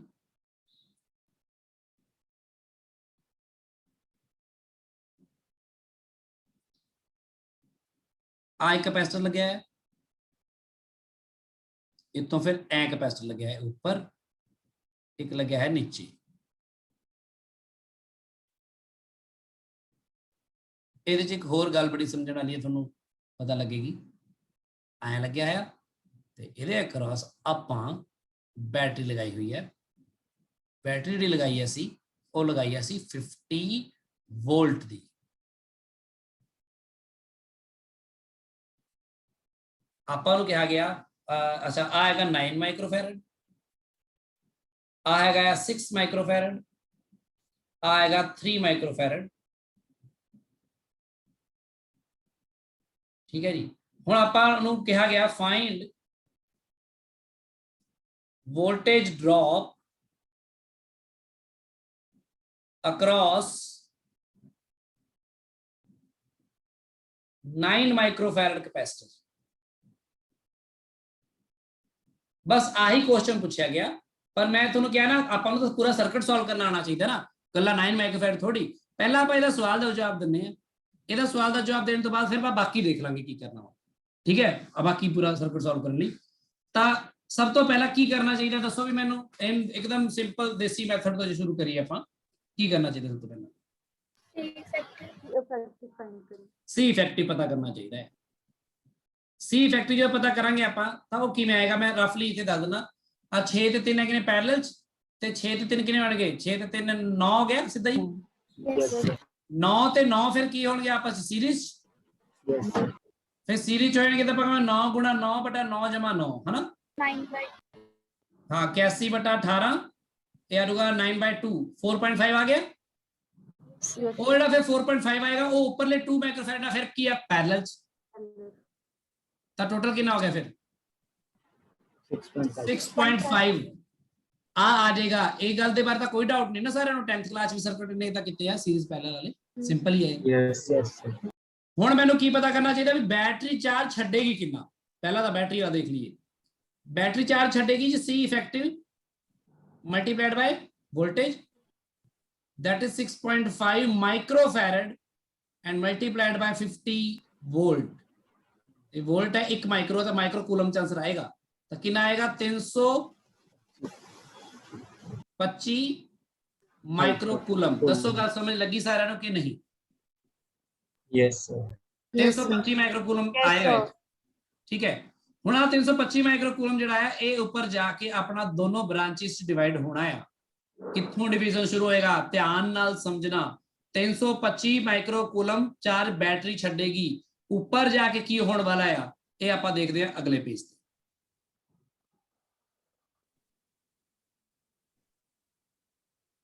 ਇਹਨੂੰ ਧਿਆਨ ਨਾਲ ਸਮਝੋ 325 ਲਓ ਜੀ ਬੈਟਰੀ ਨੇ 325 ਮਾਈਕਰੋਫੈਰਡ तो सॉरी 325 माइक्रो कूलम चार्ज छड़ता वो चार्ज इथों इत्थे तक पहुंचया इत्थे जाके चार्ज को दो रस्ते आ गए ना चार्ज इस वायर च भी जा सकता ते उस परली वायर भी जा सकता ना मतलब डिवीजन होनी है हुण पर होगी किवें तुसीं ये देखो इकट्ठा कित्थे होएगा आ चार्ज जाके उपरों दी लंघ के इधरों दी इत्थे पहुंचेगा ना ऊपर लाता कोई बिना किसी ओदे है ना ਤੇ ਜਿਹੜਾ ਇੱਧਰ ਮੁੜਿਆ ਉਹ ਇੱਧਰ ਜਾ ਕੇ ਇਹਨਾਂ 'ਚ ਵੰਡਿਆ ਜਾਊਗਾ, ਫਿਰ ਵੰਡਿਆ ਜਾ ਕੇ ਫਿਰ ਇਕੱਠਾ ਫਿਰ ਹੋਊਗਾ, ਫਿਰ ਉਨਾ ਹੀ ਬਣ ਕੇ ਫਿਰ ਇੱਧਰ ਆਊਗਾ, ਫਿਰ ਦੋਨੋਂ ਮਿਲ ਕੇ ਫਿਰ ਵਾਪਸ ਕਿੰਨੇ ਬਣ ਜਾਣਗੇ? ਉਹੀ ਬਣ ਜਾਣਗੇ ਫਿਰ। ਠੀਕ ਹੈ ਨਾ। ਸੋ ਬੇਸਿਕਲੀ ਆਪਣੇ ਕੋਲ ਇੱਥੇ ਨਾ ਇਹ ਜਿਹੜੀ ਬ੍ਰਾਂਚ ਹੈ ਆ ਸਬ ਬ੍ਰਾਂਚਿਸ ਨੇ, ਸਮਝ ਲਓ। ਇੱਕ ਤਾਂ ਆ ਸਬ ਬ੍ਰਾਂਚ ਹੈ ਕਿ ਜਿੱਥੇ ਜਾ ਕੇ ਚਾਰਜ ਵੰਡਿਆ ਗਿਆ ਨਾ, ਆ ਵਾਲੀ ਆਪਣੀ ਹੋਗੀ ਸਬ ਬ੍ਰਾਂਚ, ਜਿਹੜੀ ਮੈਂ ਯੈਲੋ ਕਲਰ ਨਾਲ ਦਿਖਾ ਰਿਹਾ, ਇੱਕ ਸਬ ਬ੍ਰਾਂਚ ਹੈ ਕਿਉਂਕਿ ਇਹਦੇ ਵਿੱਚ ਚਾਰਜ ਗਿਆ। ਇੱਕ ਤਾਂ ਸਬ ਬ੍ਰਾਂਚ ਉਦੋਂ ਬਣਦੀ ਹੈ ਜਦੋਂ ਕੋਈ ਜਗ੍ਹਾ ਤੇ ਜਾ ਕੇ ਚਾਰਜ ਡਿਸਟ੍ਰੀਬਿਊਟ ਹੁੰਦਾ ਹੈ ਤੇ ਪੈਰਲਲ ਸਰਕਟ ਬਣਦੇ ਨੇ। ਆ ਇੱਕ ਸਬ ਬ੍ਰਾਂਚ ਹੋ ਗਈ, बैटरी तो ਇਹਦਾ ਕਨੈਕਸ਼ਨ ਹੈ। ਕਲੀਅਰ ਹੈ ਗੱਲ ਇੱਥੇ ਤੱਕ? ਦੱਸੋ। Yes sir. ਇੱਕ ਸਬ ਬ੍ਰਾਂਚ ਹੈਗੀ ਫਿਰ ਅਗਲੀ, ਜਿੱਥੇ ਉੱਪਰ ਵਾਲਾ ਗਿਆ ਦੂਜਾ ਚਾਰਜ, ਆ ਵਾਲੀ ਸਬ ਬ੍ਰਾਂਚ, ਆ ਵਾਲੀ ਗ੍ਰੀਨ ਵਾਲੀ, ਇੱਥੇ ਤੱਕ। ਸੋ ਬੇਸਿਕਲੀ ਚਾਰਜ ਨੀਚੋਂ 325 ਮਾਈਕਰੋਕੂਲਮ ਚੱਲਿਆ, ਬੜਾ ਸੁਖੀ ਸੰਦੀ ਆਰਾਮ ਨਾਲ ਜਾ ਰਹੇ ਸੀ, ਜਾ ਰਹੇ ਅੱਗੇ ਅੱਗੇ ਉਹ ਦੋ ਰਸਤੇ ਆ ਗਏ। ਤਾਂ ਉਹਦੇ ਕੋਲ ਜਦੋਂ ਦੋ ਆਪਸ਼ਨ ਆ ਗਏ ਤਾਂ ਬੇਸਿਕਲੀ ਉਹ ਦੋਨੋਂ ਬ੍ਰਾਂਚਿਸ ਪੂਰੀਆਂ ਦੇਖੋ, ਕੱਲੀ 9 ਤੇ ਬ੍ਰਾਂਚ ਖਤਮ ਨਹੀਂ ਹੁੰਦੀ, ਅੱਗੇ ਵੀ ਜਾਂਦੀ ਹੈ। ਜਿੱਥੇ ਜਾ ਕੇ ਉਹ ਦੋਨੋਂ ਰਸਤਿਆਂ ਤੋਂ ਫਿਰ ਵਾਪਸ ਮਿਲੇਗਾ ਨਾ, ਉੱਥੇ ਜਾ ਕੇ ਫਿਰ ਸਬ ਬ੍ਰਾਂਚਿਸ ਖਤਮ ਹੋਣਗੀਆਂ, ਯਾਨੀ ਉੱਪਰਲੀ ਗ੍ਰੀਨ ਤੇ ਯੈਲੋ ਵਾਲੀ ਬ੍ਰਾਂਚ ਮਿਲ ਕੇ ਫਿਰ ਵਾਪਸ ਉਹੀ ਮੇਨ ਬ੍ਰਾਂਚ ਵਿੱਚ ਆ ਜਾਏਗੀ ਜਿੱਥੇ 325 ਮਾਈਕਰੋਕੂਲਮ ਚਾਰਜ ਹੈ। ਦੱਸੋ ਗੱਲ ਸਮਝ ਲੱਗੀ? Yes sir. ਜਿਵੇਂ ਸਾਡੇ ਇੱਥੇ ਪਿੰਡ ਹੈਗਾ, ਪਤਲੀ ਗਲੀਆਂ ਹੁੰਦੀਆਂ ਕਾਫੀ, ਤੇ ਅਸੀਂ ਸਕੂਲ ਜਾਂਦੇ ਹੁੰਦੇ ਸੀ, ਤਾਂ ਉਹ ਪਤਲੀ ਗਲੀਆਂ ਨੇ ਕਾਫੀ ਸਾਰੇ ਆਪਸ਼ਨ ਹੁੰਦੇ ਜਾਣ ਆਉਣ ਦੇ। ਤਾਂ ਮੈਂ ਹਮੇਸ਼ਾ, ਮੈਨੂੰ ਹੁੰਦਾ ਸੀ ਕਿ ਮੇਰੀ ਸਿਸਟਰ ਇੱਧਰ ਜਾ ਰਹੀ ਆ ਤੇ ਮੈਂ ਉਹਨਾਂ ਤੋਂ ਅਲੱਗ ਰਸਤੇ ਤੋਂ ਜਾਵਾਂ, ਤੇ ਮੈਂ ਅਲੱਗ ਰਸਤੇ ਤੋਂ ਜਾ ਕੇ ਨਾ ਬੜੀ ਤੇਜ਼ ਭੱਜਦਾ ਹੁੰਦਾ ਸੀ ਕਿ ਵੀ ਮੈਂ ਅਲੱਗ ਰਸਤੇ ਤੋਂ ਜਾ ਕੇ ਜਿੱਥੇ ਮੀਟਿੰਗ ਪੁਆਇੰਟ ਹੋਏਗਾ ਦੋਨੋਂ ਰਸਤਿਆਂ ਦਾ, ਉੱਥੇ ਮੈਂ ਪਹਿਲਾਂ ਪਹੁੰਚ ਜਾਵਾਂ। ਸੋ ਬੇਸਿਕਲੀ ਜਿੱਥੇ ਮੀਟਿੰਗ ਪੁਆਇੰਟ ਹੈ ਉੱਥੇ ਫਿਰ ਮੇਨ ਬ੍ਰਾਂਚ ਹੀ ਹੋਗੀ ਨਾ ਉਹ। यस ਸਮਝ ਲੱਗੀ ਗੱਲ? ਇਹਨਾਂ ਦੇ ਵਿੱਚੋਂ ਜਿਹੜੀ ਮੇਨ ਬ੍ਰਾਂਚ ਹੈ, ਇਹ ਸਮਝ ਲਓ ਵੀ ਆਪਣੀ ਆਹ ਵਾ ਮੇਨ ਬ੍ਰਾਂਚ, ਜਿਹੜੀ ਆਹ ਵਾਲੀ ਮੇਨ ਬ੍ਰਾਂਚ ਹੈ, ਮੇਨ ਬ੍ਰਾਂਚ, ਆਹ ਮੇਨ ਬ੍ਰਾਂਚ ਹੈ, ਆਹ ਮੇਨ ਬ੍ਰਾਂਚ ਹੈ। ਸਮਝ ਲੱਗ ਰਹੀ ਗੱਲ? ਕੱਲੀ ਯੈਲੋ ਵਾਲੀ ਕੰਸੀਡਰ ਕਰ ਲਵਾਂ ਨਾਲ, ਤੱਕ ਯੈਲੋ ਵਾਲੀ ਕੀ ਹੈ?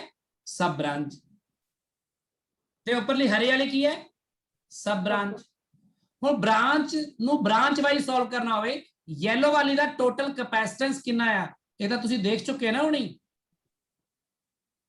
ਕਿੰਨਾ ਆਇਆ ਸੀ ਟੋਟਲ ਯਾਦ ਰੱਖਣਾ, ਟੋਟਲ 4.5 ਆਇਆ ਸੀ ਯੈਲੋ ਵਾਲੀ ਪੂਰੀ ਬ੍ਰਾਂਚ ਦਾ ਕੈਪੈਸਿਟੀ। 6 ਤੇ 3 ਦਾ ਪਹਿਲਾਂ ਆ ਗਿਆ 9 ਤੇ 9 ਦਾ ਫਿਰ ਲਗਾਇਆ ਤਾਂ 4.5 ਆਇਆ ਸੀ ਨਾ। Yes sir. ਇਹ ਯੈਲੋ ਵਾਲੀ ਹੈ, ਤੇ ਇਹਨੂੰ ਪੂਰੀ ਬ੍ਰਾਂਚ ਨੂੰ ਕੰਸੀਡਰ ਕਰਨਾ ਪਏਗਾ।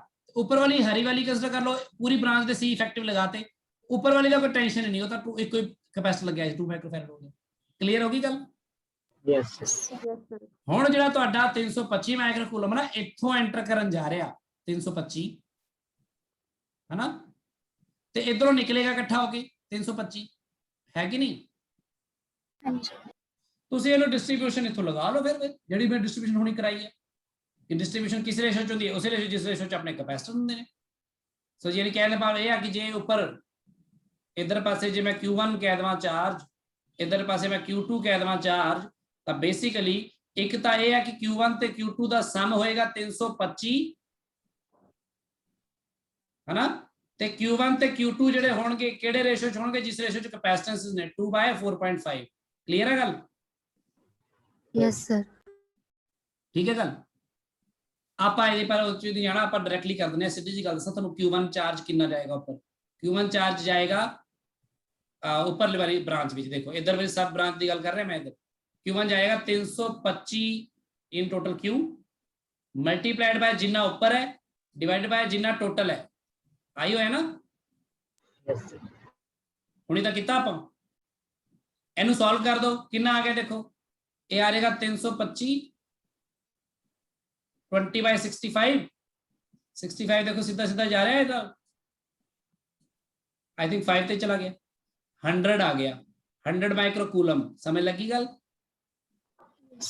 मान लो ऊपर चार्ज कितना गया 100 माइक्रोकूलम, ਤੇ ਨੀਚੇ ਵਾਲਾ ਸੋਲਵ ਨਹੀਂ ਕਰੀਦਾ ਹੁੰਦਾ। ਫਿਰ ਪਤਾ ਕਿਉਂ ਸੋਲਵ ਕਰਨਾ? ਸਿੱਧਾ ਹੀ ਲਿਖ ਦੋ, ਲਿਖ ਸਕਦੇ ਸਿੱਧਾ ਹੀ 225। ਸਿੰਪਲ ਜੀ ਗੱਲ ਹੈ, ਇੱਕ ਪਤਾ ਲੱਗੀ ਬ੍ਰਾਂਚ ਦਾ, ਦੂਜੇ ਦਾ ਪਤਾ ਹੀ ਹੈ, ਮਾਈਨਸ ਕਰਕੇ ਆ ਜਾਏਗਾ ਨਾ। ਤੁਸੀਂ ਕਰਕੇ ਵੀ ਦੇਖ ਲਓ, ਚਾਹੇ ਕੀ ਕਰੋਗੇ 4.5 ਡਿਵਾਈਡ ਬਾय 6.5 ਇਨਟੂ ਜਿੰਨਾ 325 ਹੈ, ਇਹਨੂੰ ਕਰਕੇ ਦੇਖ ਲਓ 225 ਆ ਜਾਏਗਾ।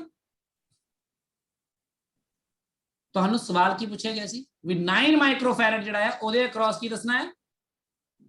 वोल्ट ਹੁਣ ਤੁਹਾਨੂੰ ਪਤਾ ਲੱਗ ਗਿਆ 325 ਆਏਗਾ ਤਾਂ ਇਹਦੇ 9 ਵਾਲੇ ਪਾਸੇ ਇੱਧਰ ਕਿੰਨਾ ਜਾਏਗਾ ਚਾਰਜ 225 225 जाएगा, ऊपर चला जाएगा 100 100 है ना।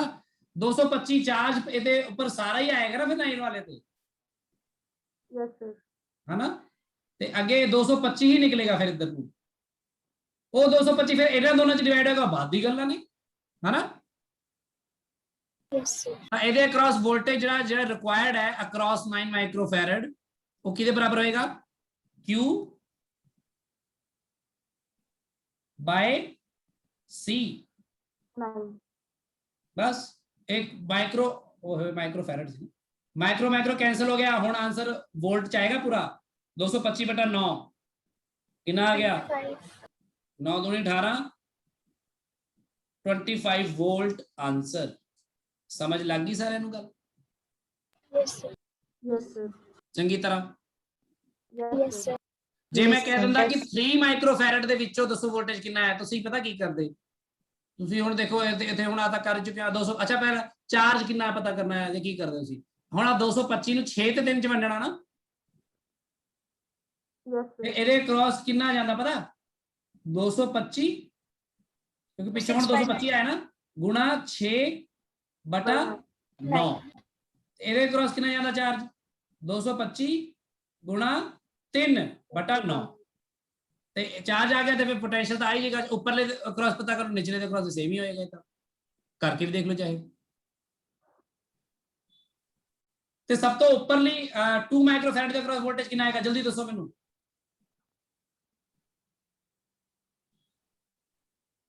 ਦੱਸੋ ਬਈ सर 50 ਹੈ 100/100 ਹਾਂ Q बाय C करो, माइक्रो कैंसिल हो गया 50 वोल्ट ਜਿਹੜਾ बैटरी ਦਾ ਹੈ ਪੂਰਾ ਉਹੀ।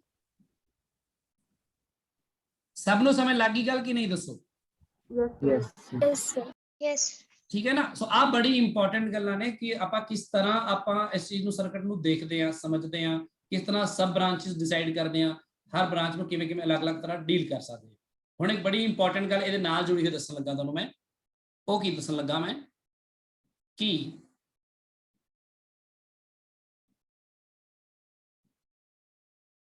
ਇਹ ਜਿਹੜੀ ਆਪਣੇ ਕੋਲ ਦੋਨੋਂ ਆਈਆਂ ਨਾ ਕਹਿੰਦੇ ਮਤਲਬ ਸਬ ਬ੍ਰਾਂਚਸ ਵਿੱਚ ਆਪਾਂ ਜਿਵੇਂ ਇਹਨੂੰ ਡੀਲ ਕੀਤਾ ਆ, ਇਹ ਸਬ ਬ੍ਰਾਂਚਸ ਦਾ ਚਾਰਜ ਤੇ ਵੋਲਟੇਜ ਡਿਸਟ੍ਰੀਬਿਊਸ਼ਨ ਇੰਡੀਪੈਂਡੈਂਟ ਹੁੰਦਾ ਆ। ਕਿਉਂ ਇੰਡੀਪੈਂਡੈਂਟ ਹੁੰਦਾ ਆ, ਕਿਉਂਕਿ ਬੈਟਰੀ ਦਾ ਜੇ ਇਧਰਲਾ ਟਰਮੀਨਲ ਮੰਨ ਲਓ A ਹੈ ਤੇ ਇਧਰਲਾ ਟਰਮੀਨਲ B ਹੈ, ਤਾਂ ਬੇਸਿਕਲੀ ਆ A ਤੋਂ ਸ਼ੁਰੂ ਹੁੰਦੀਆਂ ਨੇ ਤੇ B ਤੇ ਹੀ ਖਤਮ ਹੁੰਦੀਆਂ ਨਾ ਬ੍ਰਾਂਚਸ। ਦੇਖੋ यस yes sir ਤਾਂ ਇਹ ਬੇਸਿਕਲੀ ਇੰਡੀਪੈਂਡੈਂਟਲੀ ਵੀ ਤੁਸੀਂ ਇਹਨਾਂ ਨੂੰ ਸੋਲਵ ਕਰ ਸਕਦੇ ਸੀ, ਡੀਲ ਕਰ ਸਕਦੇ ਸੀ ਜੇ ਤੁਹਾਨੂੰ ਕੁਝ ਪੁੱਛਿਆ ਗਿਆ। ਜਿਵੇਂ ਕਿ ਜੇ ਮੈਂ ਇੱਥੇ ਆ ਬਣਾ ਲਵਾਂ, ਹੁਣ ਦੇਖੋ ਇਹਦੇ ਤੋਂ ਹੀ ਇੰਡੀਪੈਂਡੈਂਟਲੀ ਉੱਪਰਲੀ ਬ੍ਰਾਂਚ ਜੇ ਬਣਾਣੀ ਹੋਵੇ ਮੈਂ ਇਹ ਬਣਾ ਕੇ ਸੋਲਵ ਕਰ ਸਕਦਾ, ਪਰ ਇਹ ਉਦੋਂ ਹੀ ਹੋਏਗਾ ਜਦੋਂ ਇਸ ਬੈਟਰੀ ਤੋਂ ਇਲਾਵਾ ਹੋਰ ਕੋਈ ਬੈਟਰੀ ਵਾਲੀ ਮੇਨ ਬ੍ਰਾਂਚ ਵਿੱਚ ਕੁਝ ਹੋਰ ਨਾ ਲੱਗਿਆ ਹੋਵੇ। ਦੇਖੋ ਮੰਨ ਲਓ ਆ ਗਿਆ ਇੱਥੇ ਤੱਕ, ਹੁਣ ਮੈਂ ਯੈਲੋ ਵਾਲੀ ਬਣਾ ਹੀ ਨਹੀਂ ਰਿਹਾ, मैं सिर्फ ग्रीन वाली ब्रांच की गल कर रहा, आ वाली ग्रीन वाली ब्रांच। इंडिपेंडेंटली मैं एक सर्किट बनाया जिहदे विचकारों एक ब्रांच नूं मैं गायब करता। समझ लगी गल। yes sir हिमानी हुण तुसीं मैनूं कैलकुलेट करके दसो, आह दा बहुत सौखा बन गया ना, एक कैपेसिटर है बस। हाँ जी दसो इहदे अक्रॉस कितना चार्ज जाएगा 2 माइक्रोफैरड विच, क्यों दस दे कितना आएगा बस। 100 माइक्रोफैरड बिल्कुल वही आया ना जो पहला आ रहा सी, हाँ जी सर है ना। ये तो वही आया, मतलब कि इनू फर्क ही नहीं पैंदा कि नीचे येलो वाली भी कोई ब्रांच आई सी रस्ते च, है ना। yes sir 2 माइक्रोफैरड अपना ही मस्त चल रहा, वो कहना भी थले येलो ब्रांच सी या केड़ी मर्जी ब्रांच आई है, मैनू नहीं कोई फर्क पैंदा, मैनू तो इन्ना पता मेरे अक्रॉस बैटरी लगी 50 वोल्ट, मैं उस अकॉर्डिंग बिहेव करूंगा। ठीक है गल। हाँ जी सर हुण मैं जे येलो वाली बनावा, कल्ली येलो वाली बना के देखदा, देखो येलो वाली मैं इत्थे 9 माइक्रोफैरड ला लवां पहला, ते अगे मैं इधर लगा दूंगा मैं 6 ते इधर लगा दूंगा मैं कितना है 3। अनुराग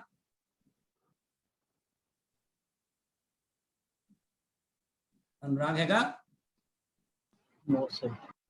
चलो आ देखो हुण मैं की कीता, हुण मैं उपरली ब्रांच गायब करती ना, 50 वोल्ट लगाती। हुण दस सकते हो 9 वोल्ट के अक्रॉस कितना वोल्टेज ड्रॉप होएगा?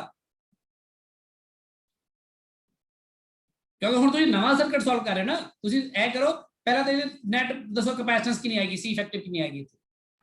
4.5। 9/2 हाँ बिल्कुल 9/2 आएगी, है ना। तो फिर ਇਹਦੇ ਵਿੱਚੋਂ Q ਕਿੰਨਾ ਨਿਕਲੇਗਾ बैटरी चो, दसो कितना निकलेगा? 225 225 एग्जैक्टली 225 निकलेगा। तो निकल के किधर जाएगा?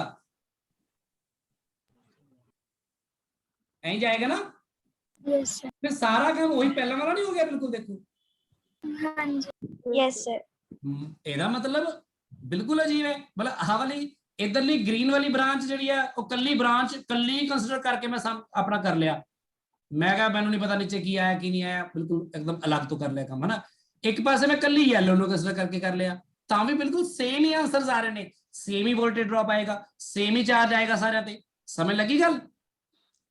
Yes sir.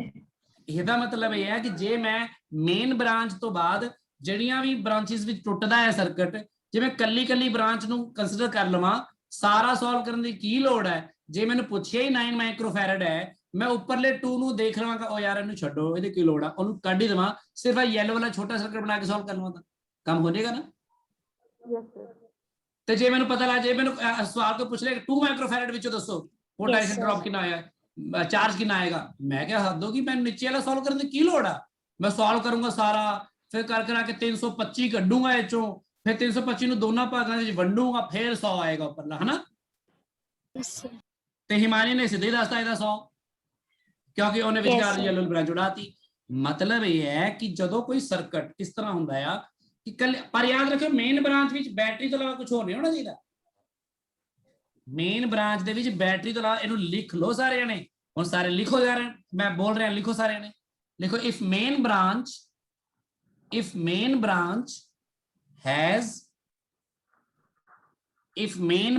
Has only ideal battery, आई जी बैटरी आइडियल कहने आप, इंटरनल रेजिस्टेंस आप मान के नहीं चल रहे, अब बाद दसूंगा सारी। If main branch has only ideal battery and no other capacitor, main branch कुछ और कैपेसिटर नहीं लग गया ऐसी, and no other capacitor, then charges in सब branches will be independent of each other,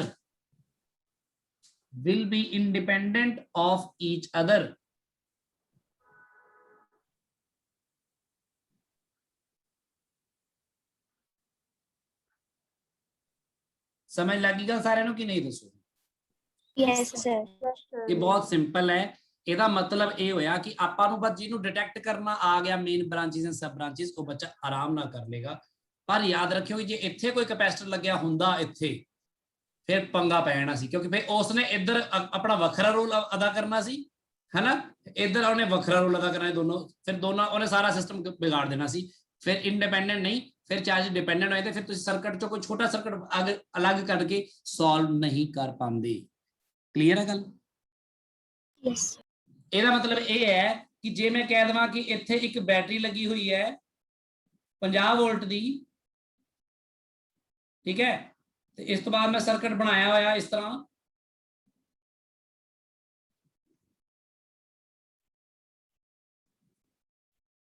ਇਸ ਤਰ੍ਹਾਂ, ਤੇ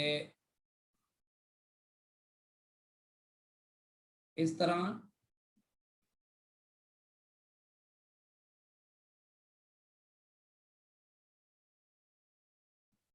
इस तरह। ਤੇ ਮੈਨੂੰ ਕੋਈ ਬੰਦਾ ਇਸ ਕੈਪੈਸਿਟਰ ਬਾਰੇ ਪੁੱਛ ਰਿਹਾ ਵੀ ਇਹਦੇ ਵਿੱਚ ਚਾਰਜ ਕਿੰਨਾ ਜਾਏਗਾ, ਕਿੰਨਾ ਚਾਰਜ ਇਹ ਤੱਕ ਪਹੁੰਚੇਗਾ, ਤਾਂ ਆਪਾਂ ਨੂੰ ਕੀ ਕਰਨ ਦੀ ਲੋੜ ਹੈ? ਆਪਾਂ ਨੂੰ ਇਹਨੂੰ ਸਾਰਿਆਂ ਨੂੰ ਭੁੱਲ ਜਾਓ, ਹੈਨਾ, ਸਿੱਧਾ ਹੀ ਕੰਮ ਕਰ ਦੋ। ਇੱਕ ਸੈਕਿੰਡ ਆਨਸਰ। ਸਮਝ ਲੱਗੀ ਗੱਲ? ਹਾਂਜੀ। ਕਿਉਂਕਿ ਪਤਾ ਕਿਵੇਂ ਲੱਗੇਗਾ? ਮੈਨੂੰ ਪਤਾ ਲੱਗਿਆ ਇੱਥੋਂ ਜਦੋਂ ਚਾਰਜ ਕਿਉਂ ਨਿਕਲੇਗਾ, ਇੱਥੋਂ ਚਾਰਜ ਕਿਉਂ ਨਿਕਲੇਗਾ, ਜਦੋਂ ਇਹ ਚਾਰਜ ਇੱਥੇ ਆਏਗਾ ਨਾ, ਇੱਥੇ ਪਹਿਲੇ ਤਾਂ ਵੰਡਿਆ ਜਾਏਗਾ, ਇੱਧਰ ਚਲ ਜਾਏਗਾ ਮੰਨ ਲਓ Q1, ਉੱਪਰ ਕਿੰਨਾ ਚਲ ਜਾਏਗਾ, ਉੱਪਰ ਚਲ ਜਾਏਗਾ Q - Q1, ਪਰ ਇੱਥੇ ਫੇਰ ਚਾਰਜ ਵੰਡਿਆ ਜਾਏਗਾ, ਇੱਧਰ ਜਾਏਗਾ Q2, ਉੱਪਰ ਕਿੰਨਾ ਚਲ ਜਾਏਗਾ Q - Q1 - Q2, ਫਿਰ ਉਹ ਜਾਏਗਾ ਇਧਰੋਂ ਇੱਥੇ ਤੱਕ ਪੂਰੀ ਉੱਪਰਲੀ ਬ੍ਰਾਂਚ ਜਿਹੜੀ ਹੈ ਇਹ ਸੇਮ ਚਾਰਜ ਪਾਸ ਕੀਤਾ ਨਾ, ਇਹ ਇੱਕ ਬ੍ਰਾਂਚ ਹੋ ਗਈ। ਠੀਕ ਹੈ ਗੱਲ। ਆਹ ਵਾਲੀ ਪੂਰੀ ਬ੍ਰਾਂਚ ਵਿੱਚ Q2 ਪਾਸ ਕਰਕੇ ਇੱਥੇ ਤੱਕ ਆਇਆ, ਆ ਦੂਜੀ ਬ੍ਰਾਂਚ ਹੋ ਗਈ। ਇਹ ਦੋਨੋਂ ਮਿਲ ਕੇ ਆਪਸ ਵਿੱਚ ਕੀ ਬਣਾ ਦੇਣਗੇ ਇਹਨੂੰ, ਫਿਰ Q - Q1 है ना, क्योंकि Q1 - Q2 इधरों आऊगा, इधरों Q2 इधरों आऊगा, दोनों जुड़ जाएंगे, Q - Q1 रह जाऊगा। फिर Q - Q1 इधरों फिर कौन निकलूगा, Q1 ना, इधरों पूरा गेड़ा कट के फिर मिलके देख कला Q रह जाऊगा, Q वापस आ जाऊगा। बस स्कीम बनानी होती है। अपन पता लग जाऊगा Q2 आ वाली एक ब्रांच है, आ एक ब्रांच है, आ एक ब्रांच है, ਇਹਦੇ ਬਾਰੇ ਪੁੱਛਿਆ ਇਹਨੂੰ ਚੱਕੋ ਸਾਈਡ ਤੇ ਇੱਕ ਸਰਕਟ ਛੋਟਾ ਜਿਹਾ ਬਣਾਓ ਤੇ ਸੋਲਵ ਕਰ ਦਿਓ ਬਸ। ਜੇ ਕਿਸੇ ਨੇ ਇਹਦੇ ਬਾਰੇ ਪੁੱਛਿਆ ਤਾਂ ਨੀਚੇ ਵਾਲੇ ਸਾਰੇ ਭੁੱਲ ਜਾਓ, ਫਿਰ ਇਹਨੂੰ ਸੋਲਵ ਕਰ ਦਿਓ ਕੱਲੇ ਨੂੰ। ਦੋ ਕੈਪੈਸਿਟਰ ਲਗਾ ਕੇ ਸੋਲਵ ਕਰਨਾ ਆਸਾਨ, ਜਿਵੇਂ ਸਭ ਤੋਂ ਪਹਿਲਾ ਸਰਕਟ ਕਰਾਇਆ। ਦੱਸੋ ਗੱਲ ਸਮਝ ਲੱਗੀ ਸਾਰਿਆਂ ਨੂੰ? Yes sir. Yes sir. ਬਹੁਤ ਸਿੰਪਲ ਹੈ ਇਹ ਚੀਜ਼ਾਂ, ਬਹੁਤ ਸਿੰਪਲ ਨੇ, ਬਸ ਤੁਸੀਂ ਧਿਆਨ ਦੇਣਾ, ਬਹੁਤ ਧਿਆਨ ਨਾਲ ਸਮਝਣਾ। ਇਹ ਸ਼ਾਰਟਕਟਸ ਵਗੈਰਾ ਸਭ ਨਿਕਲਣਗੇ ਵਿੱਚੋਂ ਹੀ, ਪਰ ਸ਼ਾਰਟਕਟ ਤੋਂ ਪਹਿਲਾਂ ਜ਼ਰੂਰੀ ਹੁੰਦਾ ਐਕਿਊਰੇਸੀ ਤੇ ਤੁਹਾਡਾ ਵਿਸ਼ਵਾਸ ਕਿ ਹਾਂ ਵੀ ਮੈਨੂੰ ਵਿਸ਼ਵਾਸ ਹੈ ਕਿ ਮੈਂ ਜੋ ਮੈਥਡ ਲਗਾਉਂਦਾ ਵਾਂ ਉਹਦੇ ਨਾਲ ਸਮ ਨਿਕਲਦਾ ਹੀ ਨਿਕਲਦਾ ਹੈ, ਚਾਹੇ ਮੇਰਾ ਮੈਥਡ ਲੰਬਾ ਚਲਾ ਜਾਏ, ਮੈਂ ਭਾਵੇਂ ਸੀ ਇਫੈਕਟਿਵ ਕਰ ਰਿਹਾ, ਫਿਰ ਆ ਕਰ ਰਿਹਾ, ਫਿਰ ਉਹ ਕਰ ਰਿਹਾ, ਪਰ ਸਹੀ ਹੋਣਾ ਜ਼ਰੂਰੀ ਹੈ ਤੁਹਾਡਾ। ਤੇਜ਼ ਹੋਣਾ ਜ਼ਰੂਰੀ ਨਹੀਂ ਹੈ ਹੋਣੀ, ਤੇਜ਼ ਹੋ ਜਾਓਗੇ ਤੁਸੀਂ ਅਗਲੇ ਲੈਕਚਰ 'ਚ ਯਾਨੀ ਕੱਲ। ਸੋ ਅੱਜ ਇਹ ਸਾਰੀ ਪ੍ਰੈਕਟਿਸ ਕਰੋ, ਇਸ ਗੱਲ ਨੂੰ ਪੂਰੀ ਨੂੰ ਸਮਝ ਲਓ ਚੰਗੀ ਤਰ੍ਹਾਂ, ਤੇ ਕੱਲ ਲੈਕਚਰ ਵੀ ਆਪਣਾ ਸਵੇਰੇ ਸਵੇਰੇ ਹੀ ਹੈ। ਕੱਲ ਸਵੇਰੇ ਤੁਹਾਨੂੰ ਮੈਂ ਇੱਕ ਤਾਂ ਪ੍ਰੈਕਟਿਸ ਸ਼ੀਟ ਇਹਦੀ ਭੇਜ ਦੂੰਗਾ, ਉਹਦੇ ਲਾਇਕ ਤੁਹਾਨੂੰ ਕਰਾ ਵੀ ਦੂੰਗਾ ਕੰਮ, ਤੇ ਫਿਰ ਆਪਾਂ ਕੰਮ ਕਰ ਲਾਂਗੇ ਜੀ। ਠੀਕ ਹੈ ਗੱਲ? Yes sir. ठीक है जी, thank you. Thank you sir. Thank you sir. Thank you, sir.